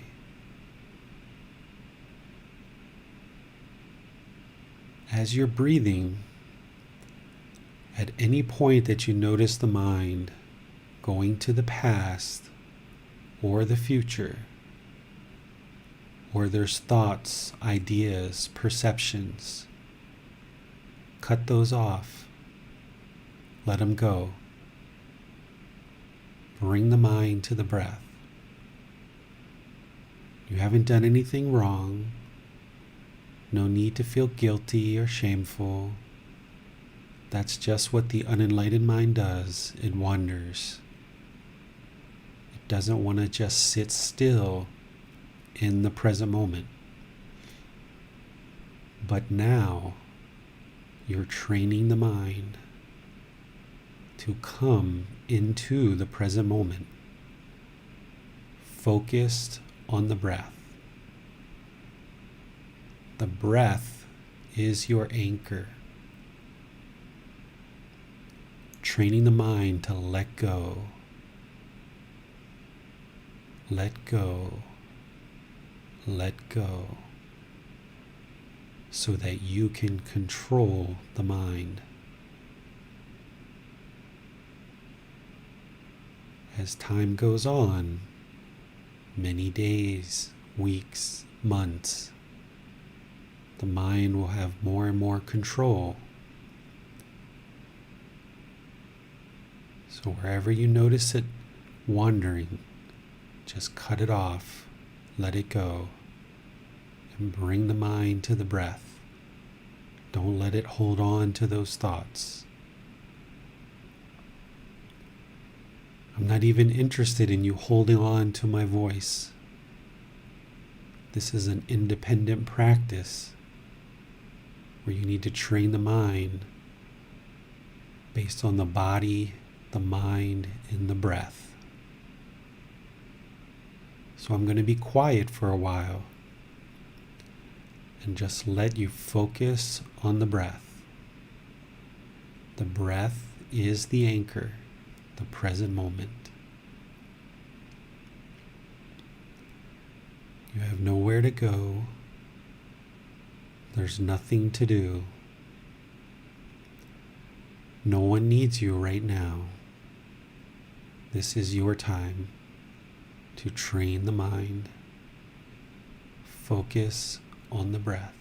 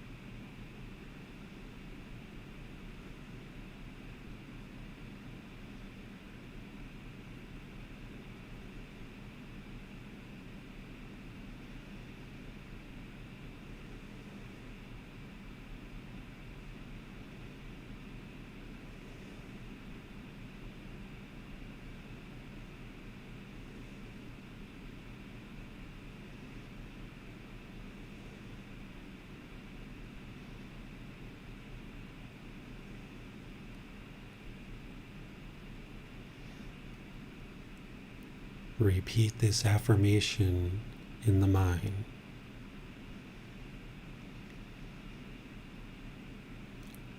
On your out-breath, repeat, may I be peaceful.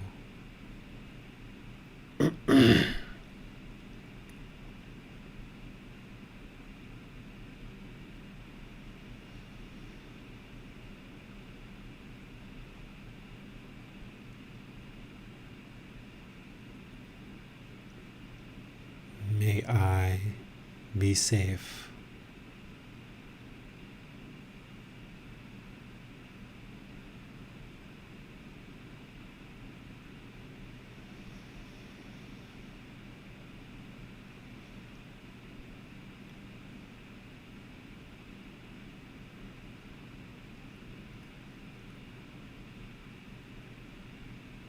May I be well.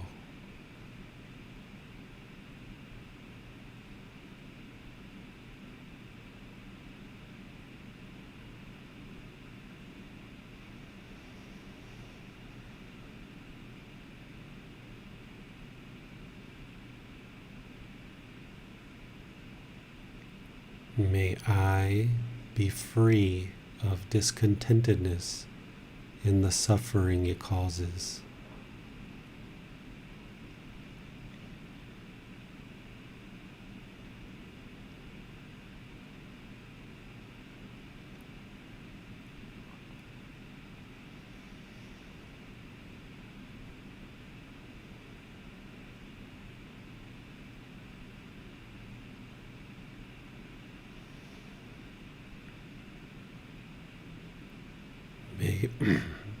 May we be peaceful.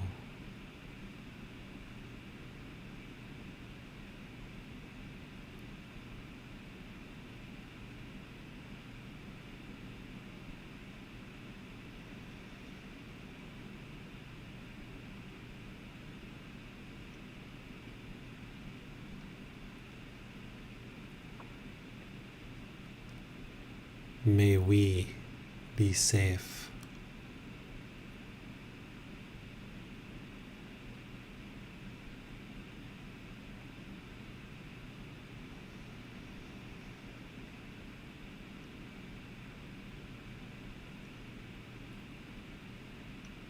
May we be well.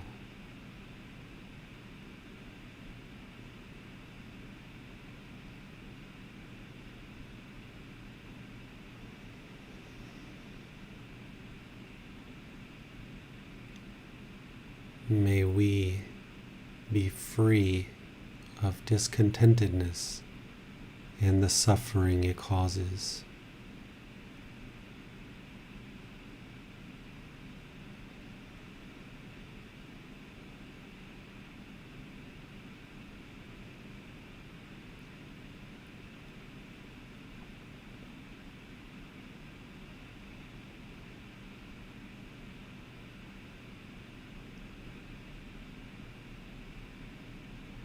May all those who have harmed me be peaceful.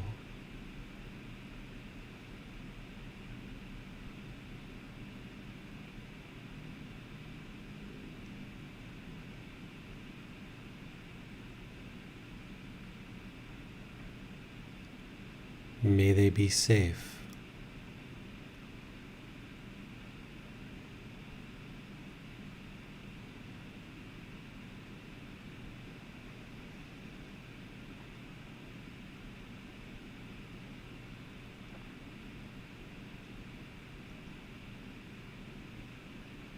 May they be well.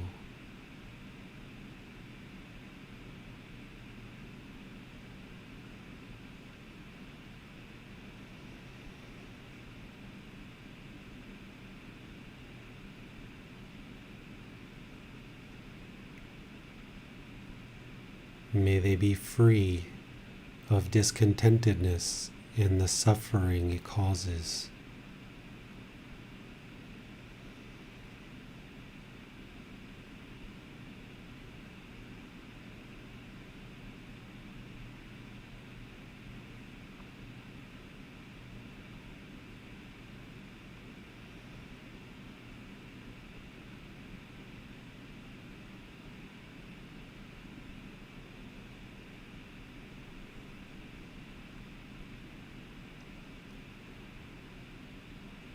May all those who have hatred, anger, or ill will towards me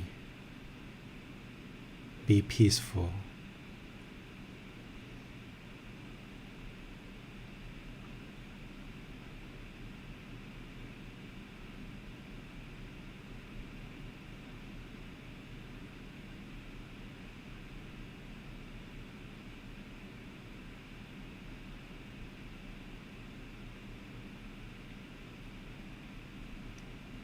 May they all be safe.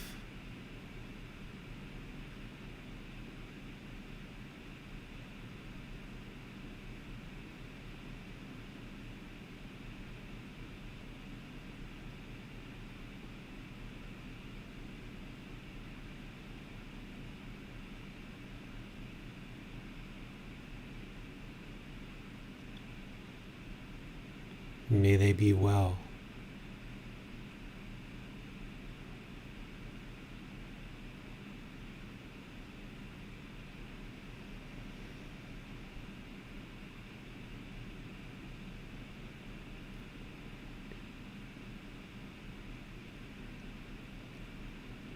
May they be free of discontentedness and the suffering it causes.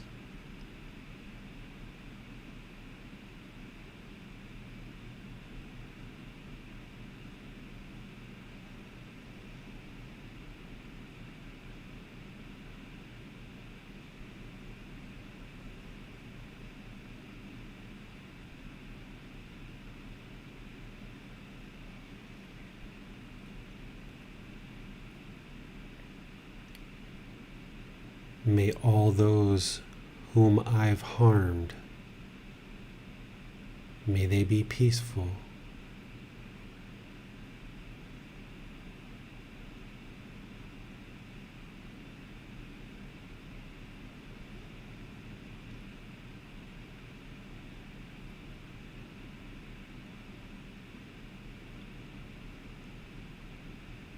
May they be safe.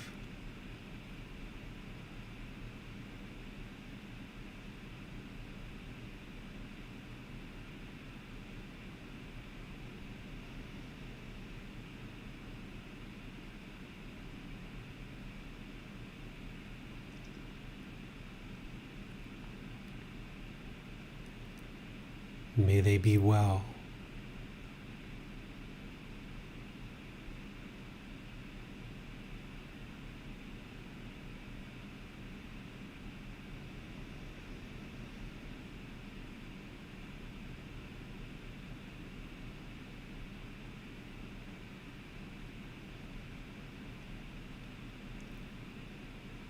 May they be free of discontentedness and the suffering it causes.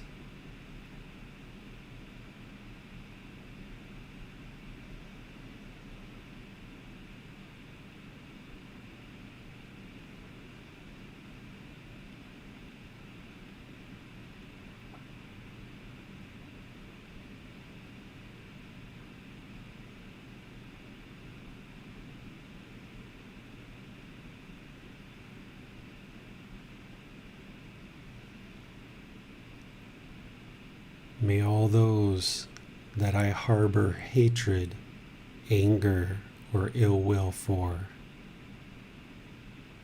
may they all be peaceful.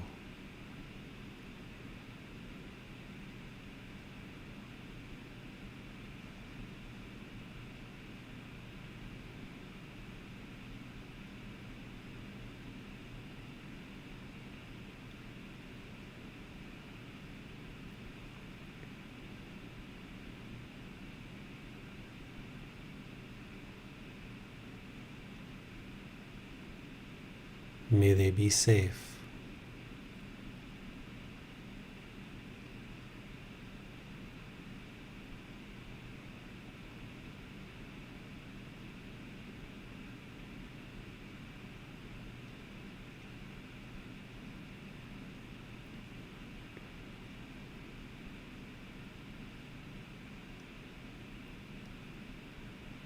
May they be well.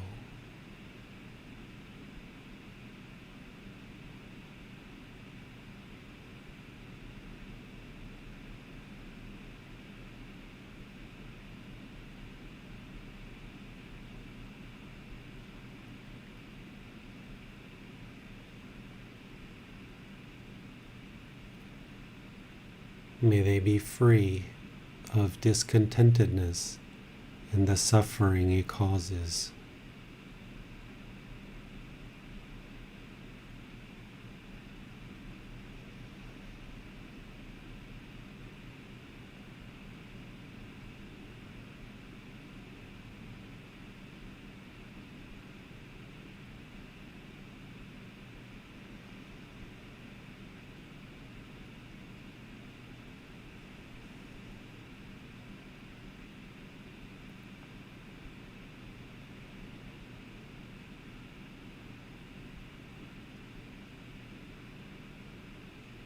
May all those whom I see and speak with regularly, may they all be peaceful.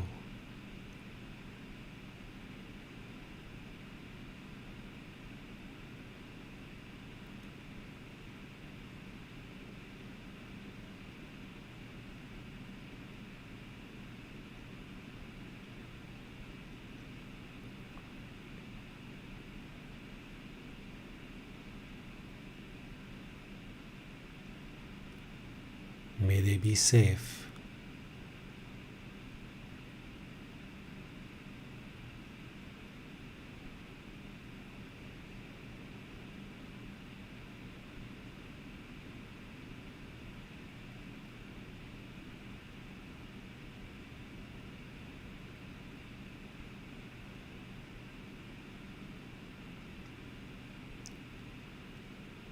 May they be well.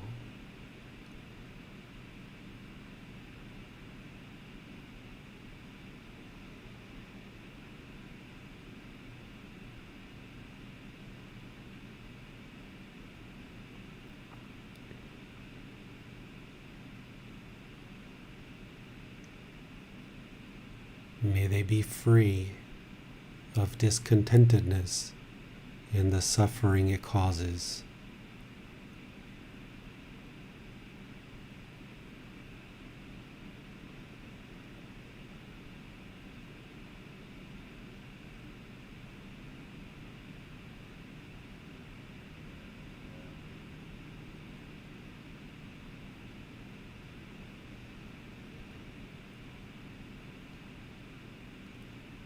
May all those whom I will meet someday, may they all be peaceful.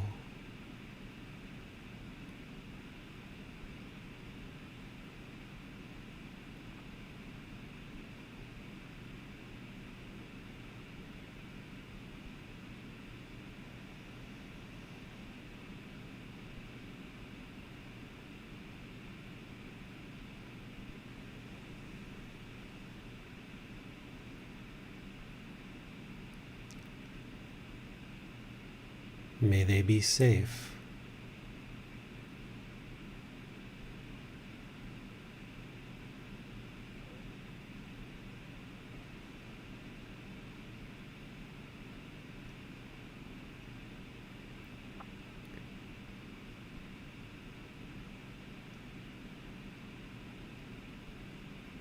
May they be well.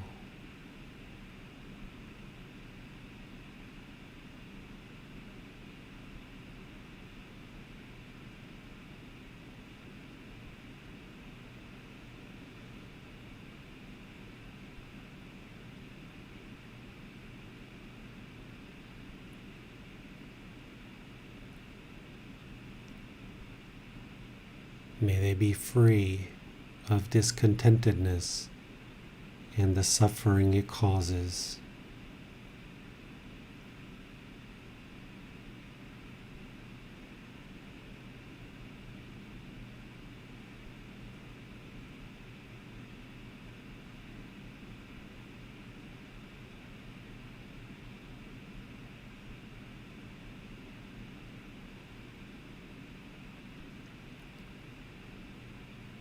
May all those beings who I will never see and never speak to in this life,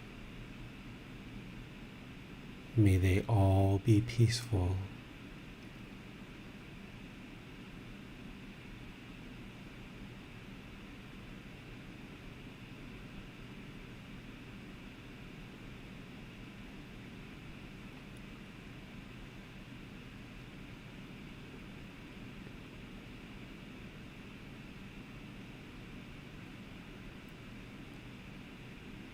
May they be safe.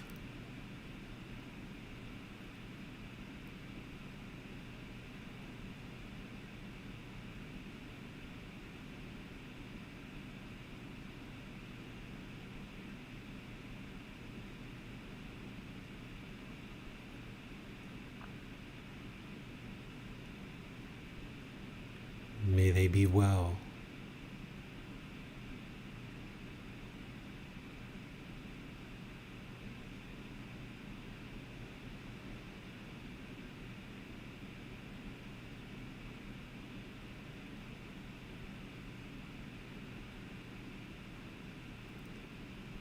May they be free of discontentedness and the suffering it causes.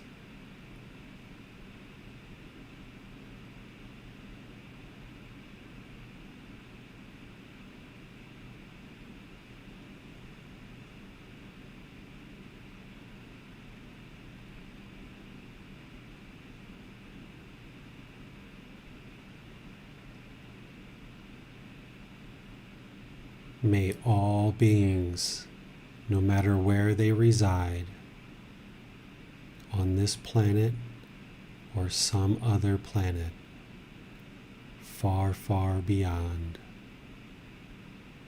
may all beings be peaceful.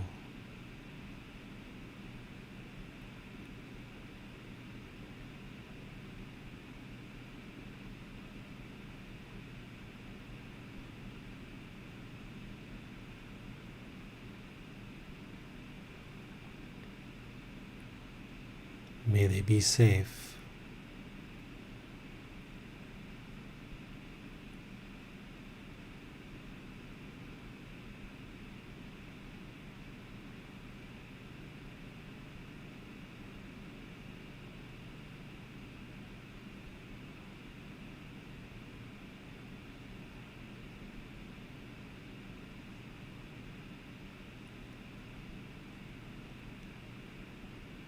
May they be well.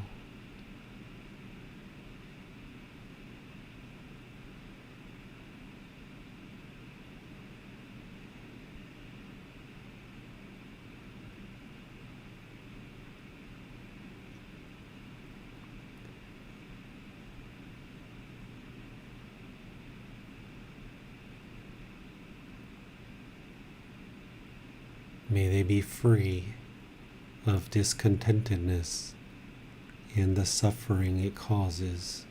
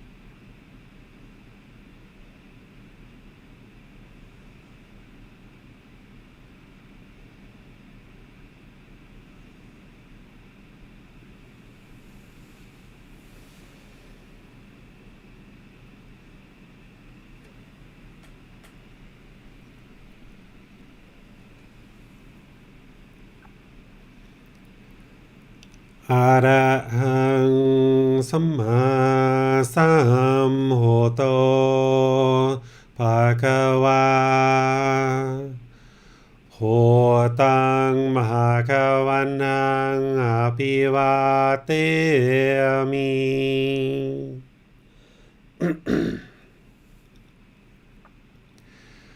สวากขาโตมหาควตาธัมโมธัมมังนามาสามิ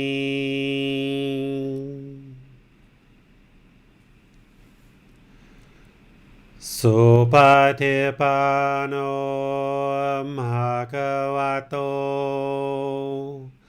สาวกสังโฆ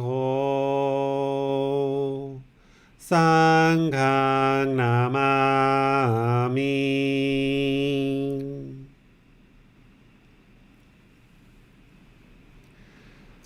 นับโมตัสสะภะคะวะโตอะระหะโตสัมมาสัมพุทธัสสะนับโมตัสสะภะคะวะโตอะระหะโตสัมมาสัมพุทธัสสะนับโมตัสสะภะคะวะโตอะระหะโตสัมมาสัมพุทธัสสะอิติปิโสภะคะวะอะระหังสัมมาสัมพุทโธวิชาจารณังสัมพุโนสัคขะโตโรกาวิตุอนุเตโรภูริสาตามาสติสตาตาวามานุสนังพุทโธภควาติ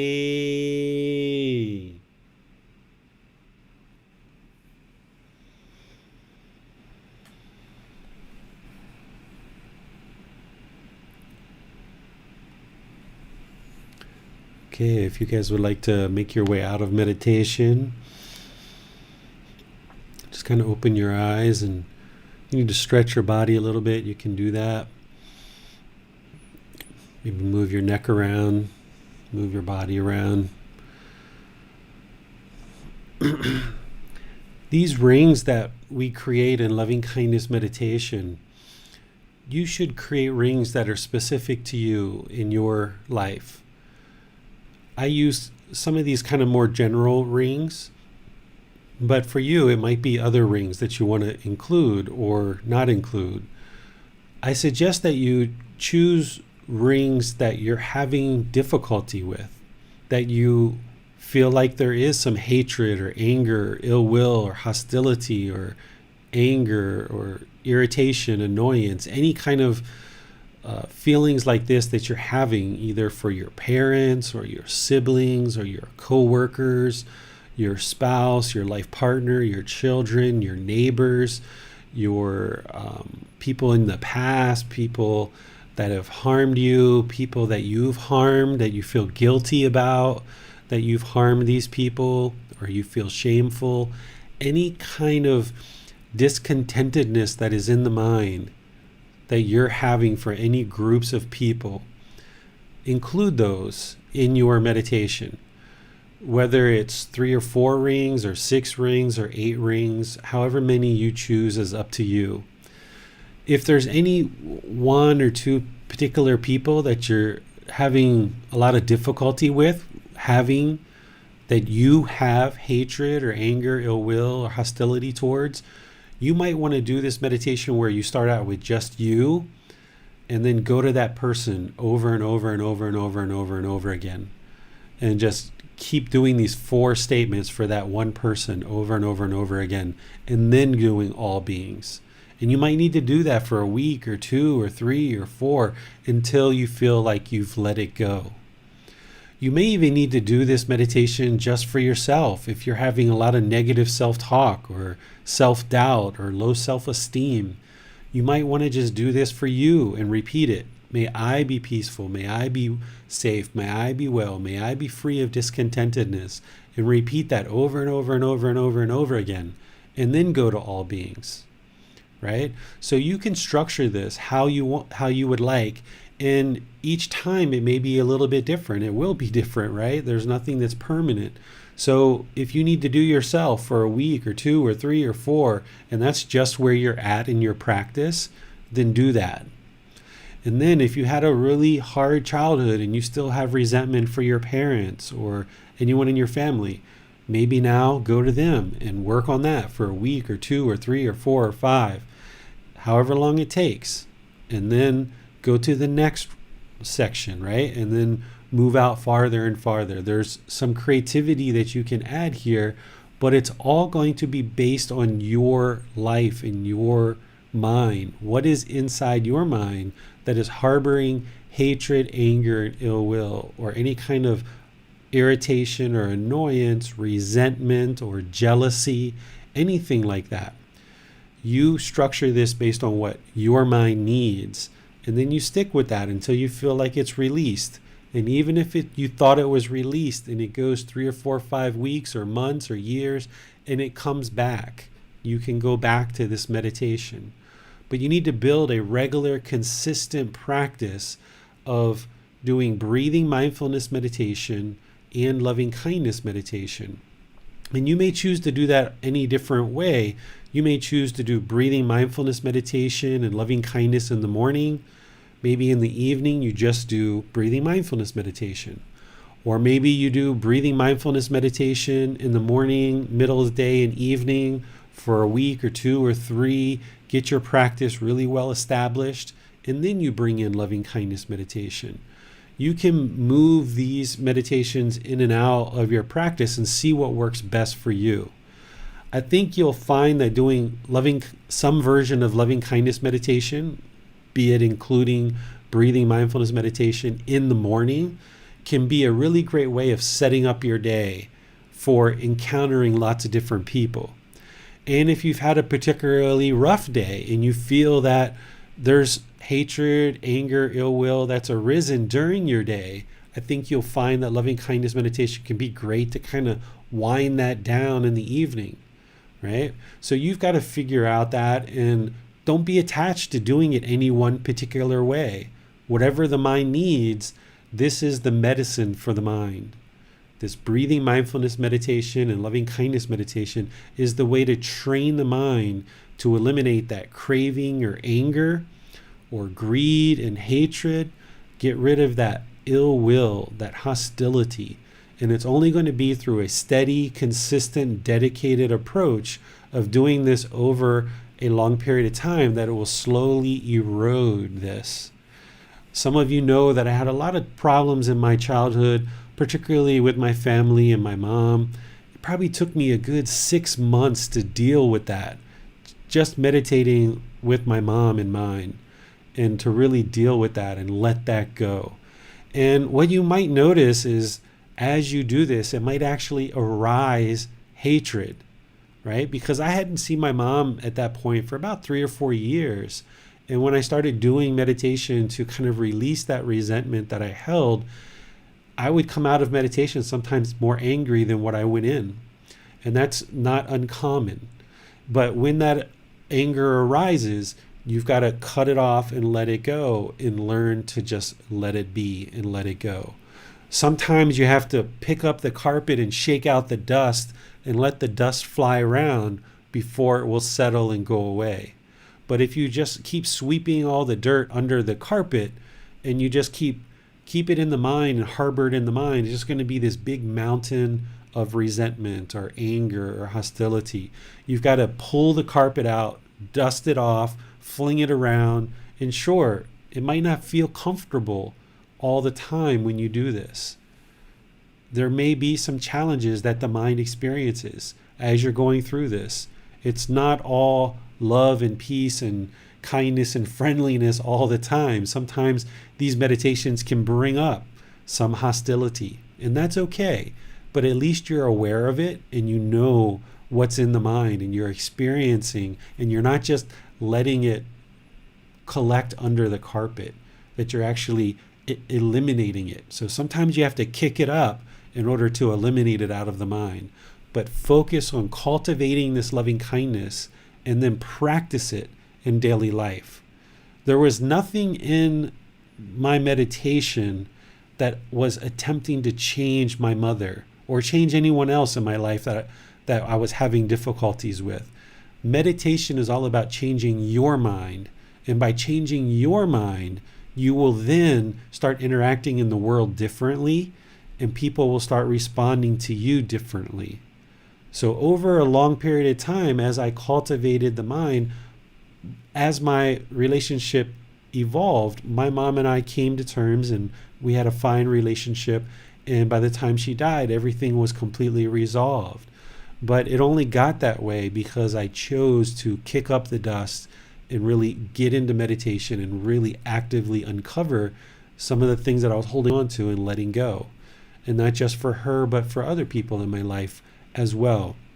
So you've got some amount of hatred, anger, ill will, hostility, irritation, annoyance in the mind for some people, some groups of people, some types of people, some people from your past, some people that are in your current life. You've got to uncover what they are. Don't hide from it. Don't run from it. Don't sweep it under the carpet, but address it in meditation. It's the only way to get rid of it. And it might feel uncomfortable as you're doing it, but that's okay. It's not permanent. You'll get through it. But if you leave that stuff in the mind, for sure, it's never going to change. So you got to kick it out, get rid of that stuff through addressing it with this medication of meditation.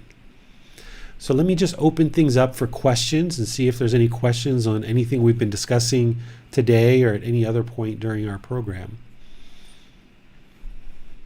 When you're saying these affirmations, David, are you also visualizing someone in the mind, or are you just saying the words?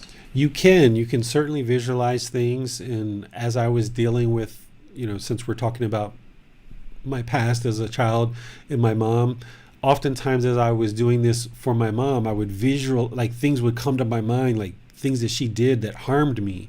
But then also I would feel guilty because I did things that harmed her too, right? It's never just one-sided.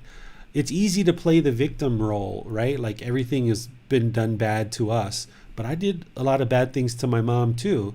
So those things might surface and it might come into the mind, and you just got to let it go. You can visualize these people that you're talking to in conversations. You can even do things like I used to visualize syrup. I kind of envisioned like syrup or honey as being the loving kindness. And when I would say, may I be peaceful, I kind of envisioned like syrup just encapsulating my body and dripping down my whole body of peacefulness and of safety, of being well, of freeing discontentness, and this genuine interest in myself being well. And then the same thing as I went through my rings, envisioned this syrup coming over those people. And that helped, I felt, kind of adding that visualization to it. So if you're finding something's working, then use it.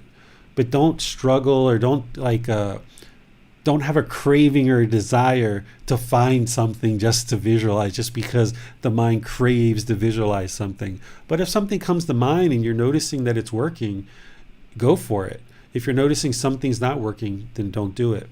But what I think you'll definitely find is that by doing this regularly, making it part of your regular meditation practice, it will work to erode this hatred, anger, and ill will. And it takes time to accumulate the benefits. It's not instantaneous.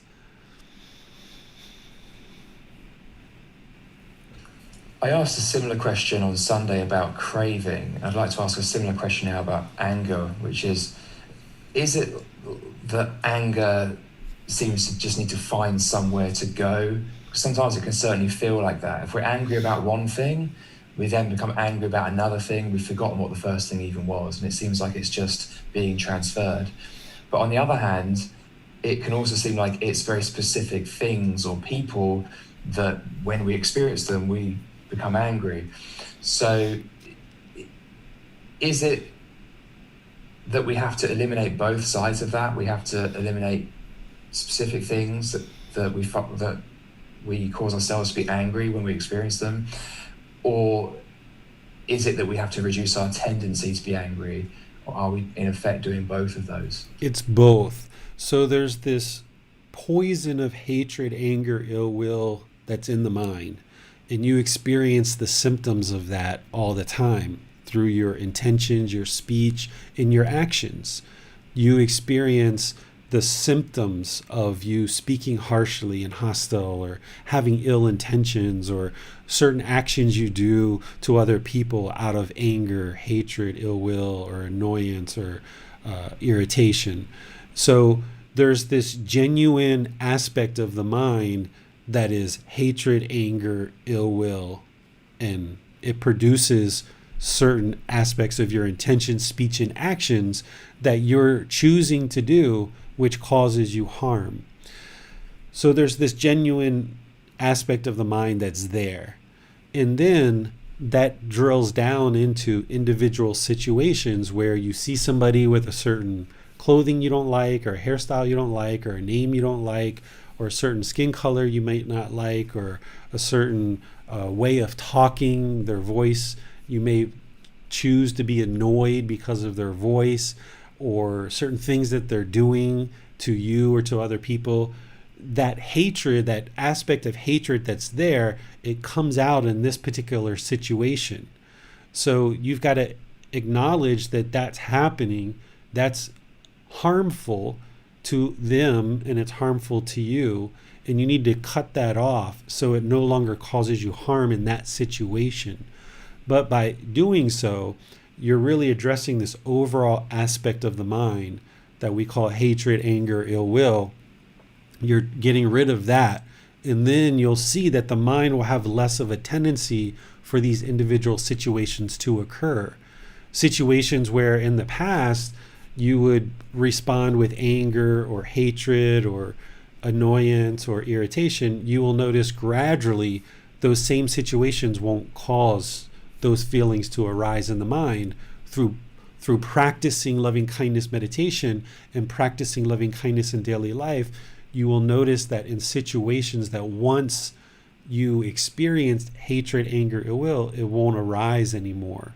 But there's going to be this transitionary period where before you were totally unaware of this stuff and you were just struggling through life. Now you're becoming aware of it and you're actively doing something about it. But you're not going to be able to snap your fingers and change it instantly. So, but at least now you're aware of it and you're actively doing something to combat it and address it. And now the mind's going to slowly transition over to the point where it will completely be eradicated 100%, and you'll be able to be loving and kind and have this active goodwill without judgment in all situations. But you're kind of plucking each one of these at a time and kind of knocking it down more and more. What you'll notice is typically situations where you have no attachments, where there are no cravings, where there is no deep relationship, where there is craving, desire, attachment, you'll notice that it's probably easier to have loving kindness, active goodwill without judgment in those situations, because there is no craving or yearning or longing or desire, this strong eagerness. But in situations where it's either your parents or your life partner or your children or close friends or close coworkers, it may be harder for you in these relationships to cultivate this active goodwill, depending on what your previous experiences have been in those relationships. So as you knock down this craving, desire, attachment, it will actually make it easier for the loving kindness to come through in your relationships. But you're really working on these two independently as overall aspects that are in the mind. and the individual situations, you need to identify it and eliminate those as well. That's great. Okay, thank you very much, David. We have no more questions.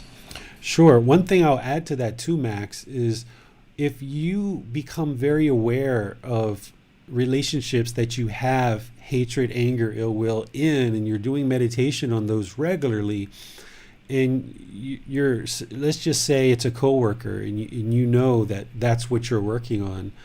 Well, one of the things you can do to kind of get ahead of the curve is if you're going into a meeting where you know this coworker is, or you need to go talk to this coworker about a particular task or project, you can kind of prepare the mind ahead of time and kind of know that, you're vitally aware that, yeah, you have hatred and anger towards this person.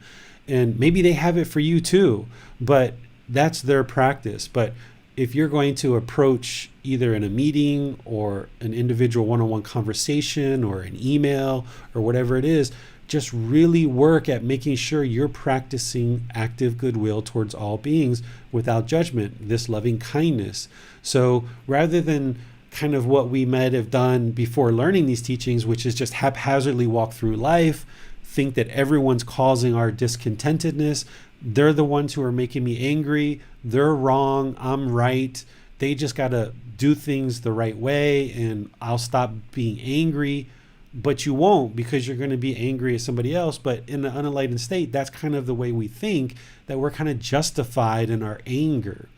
But now that you're aware that you've harboring this anger, hatred, and ill will, and you will become vitally aware of the people and relationships that you're having this for, you can kind of preempt this a bit and make sure that when you're speaking, that it's the right time to speak, and that your mind is ready and able to have this conversation, either in a meeting or one-on-one, that what you say is true, that you speak gently, that you speak beneficially and with a mind of loving kindness without blame.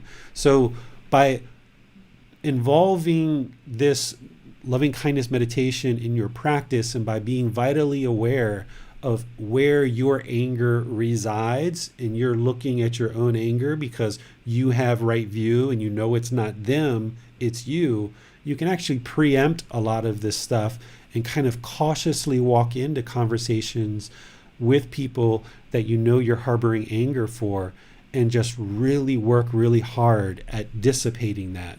And even if a little bit comes out, because it will, because you're not perfect and you haven't attained enlightenment yet, maybe if before you were all out 100% angry, and then in your next conversation you're only 80% angry, all right, good, you're improving. And then if you go to 60 and 40 and 20, okay, that's good.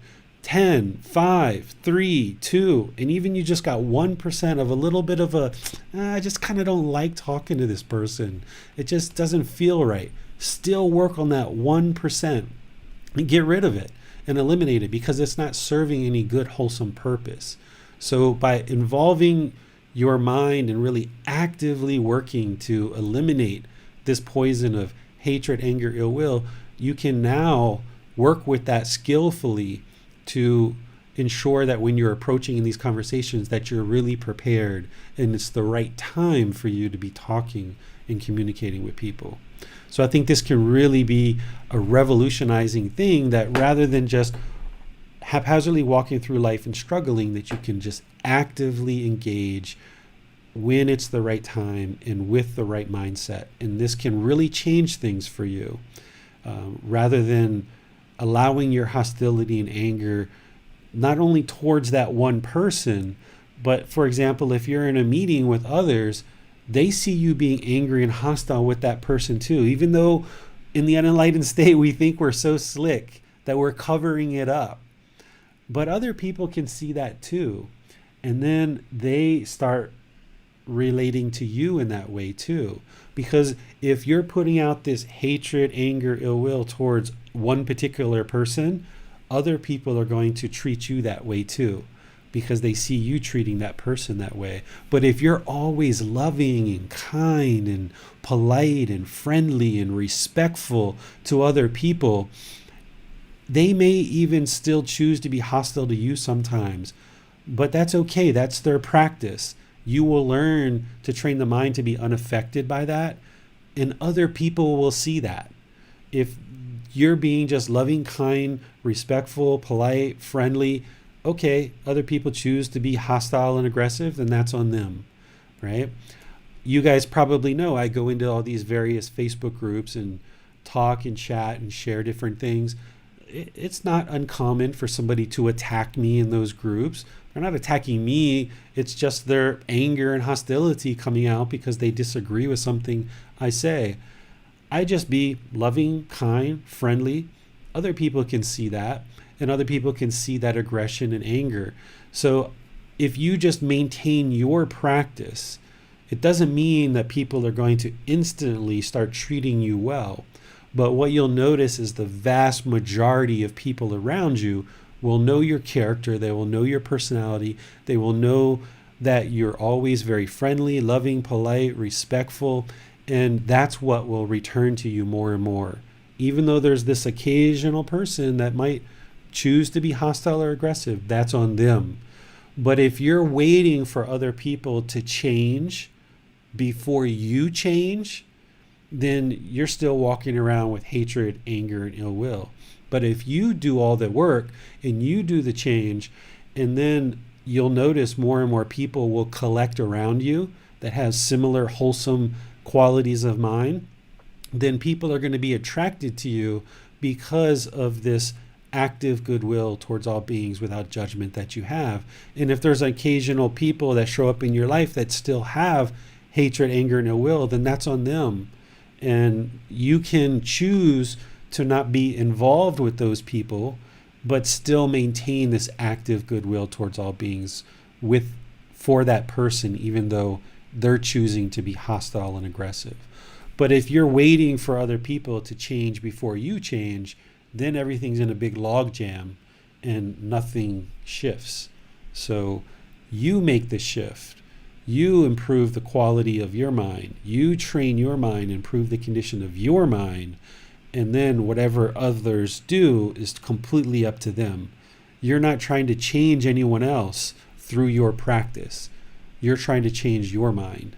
That's what's really important here, is to change your mind through all of these teachings. And then over time, if other people choose to change, that's up to them. Okay? So keep continuing to be loving, kind, friendly, polite, respectful, caring to everybody and anybody that you interact with.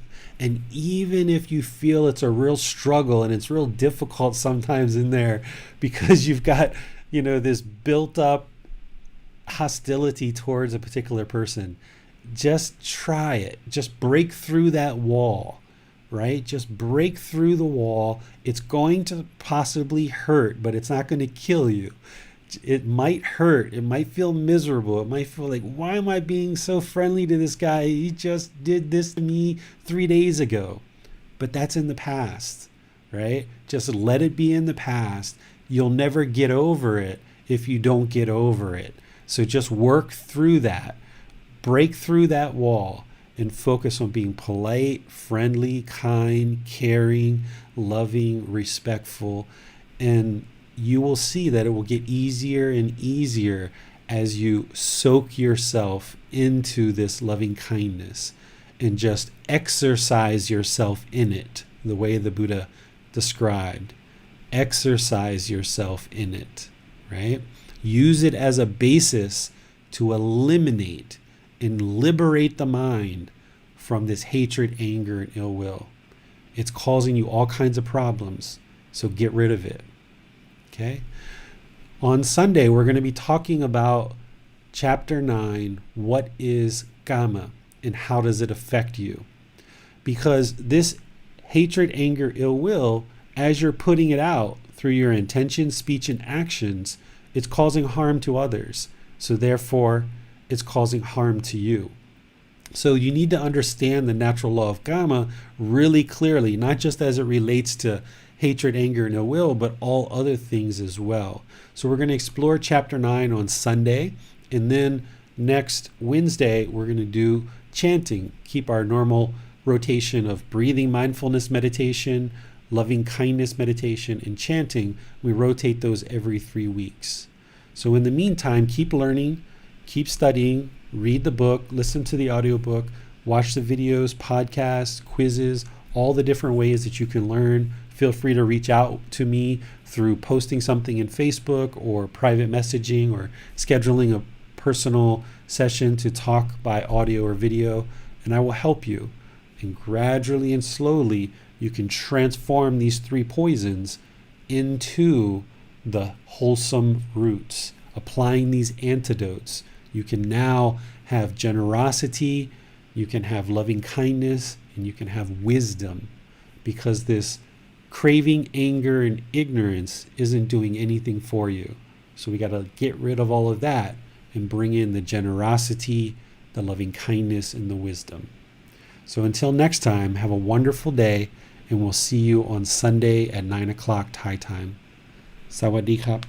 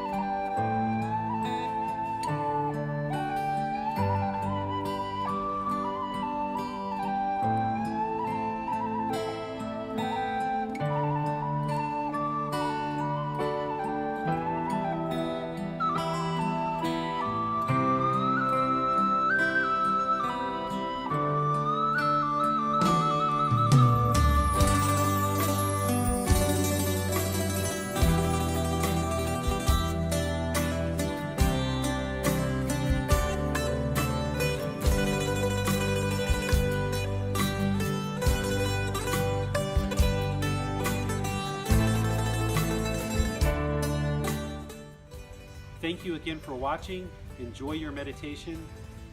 Look forward to seeing you online and answering any questions that you might have. Thank you so much.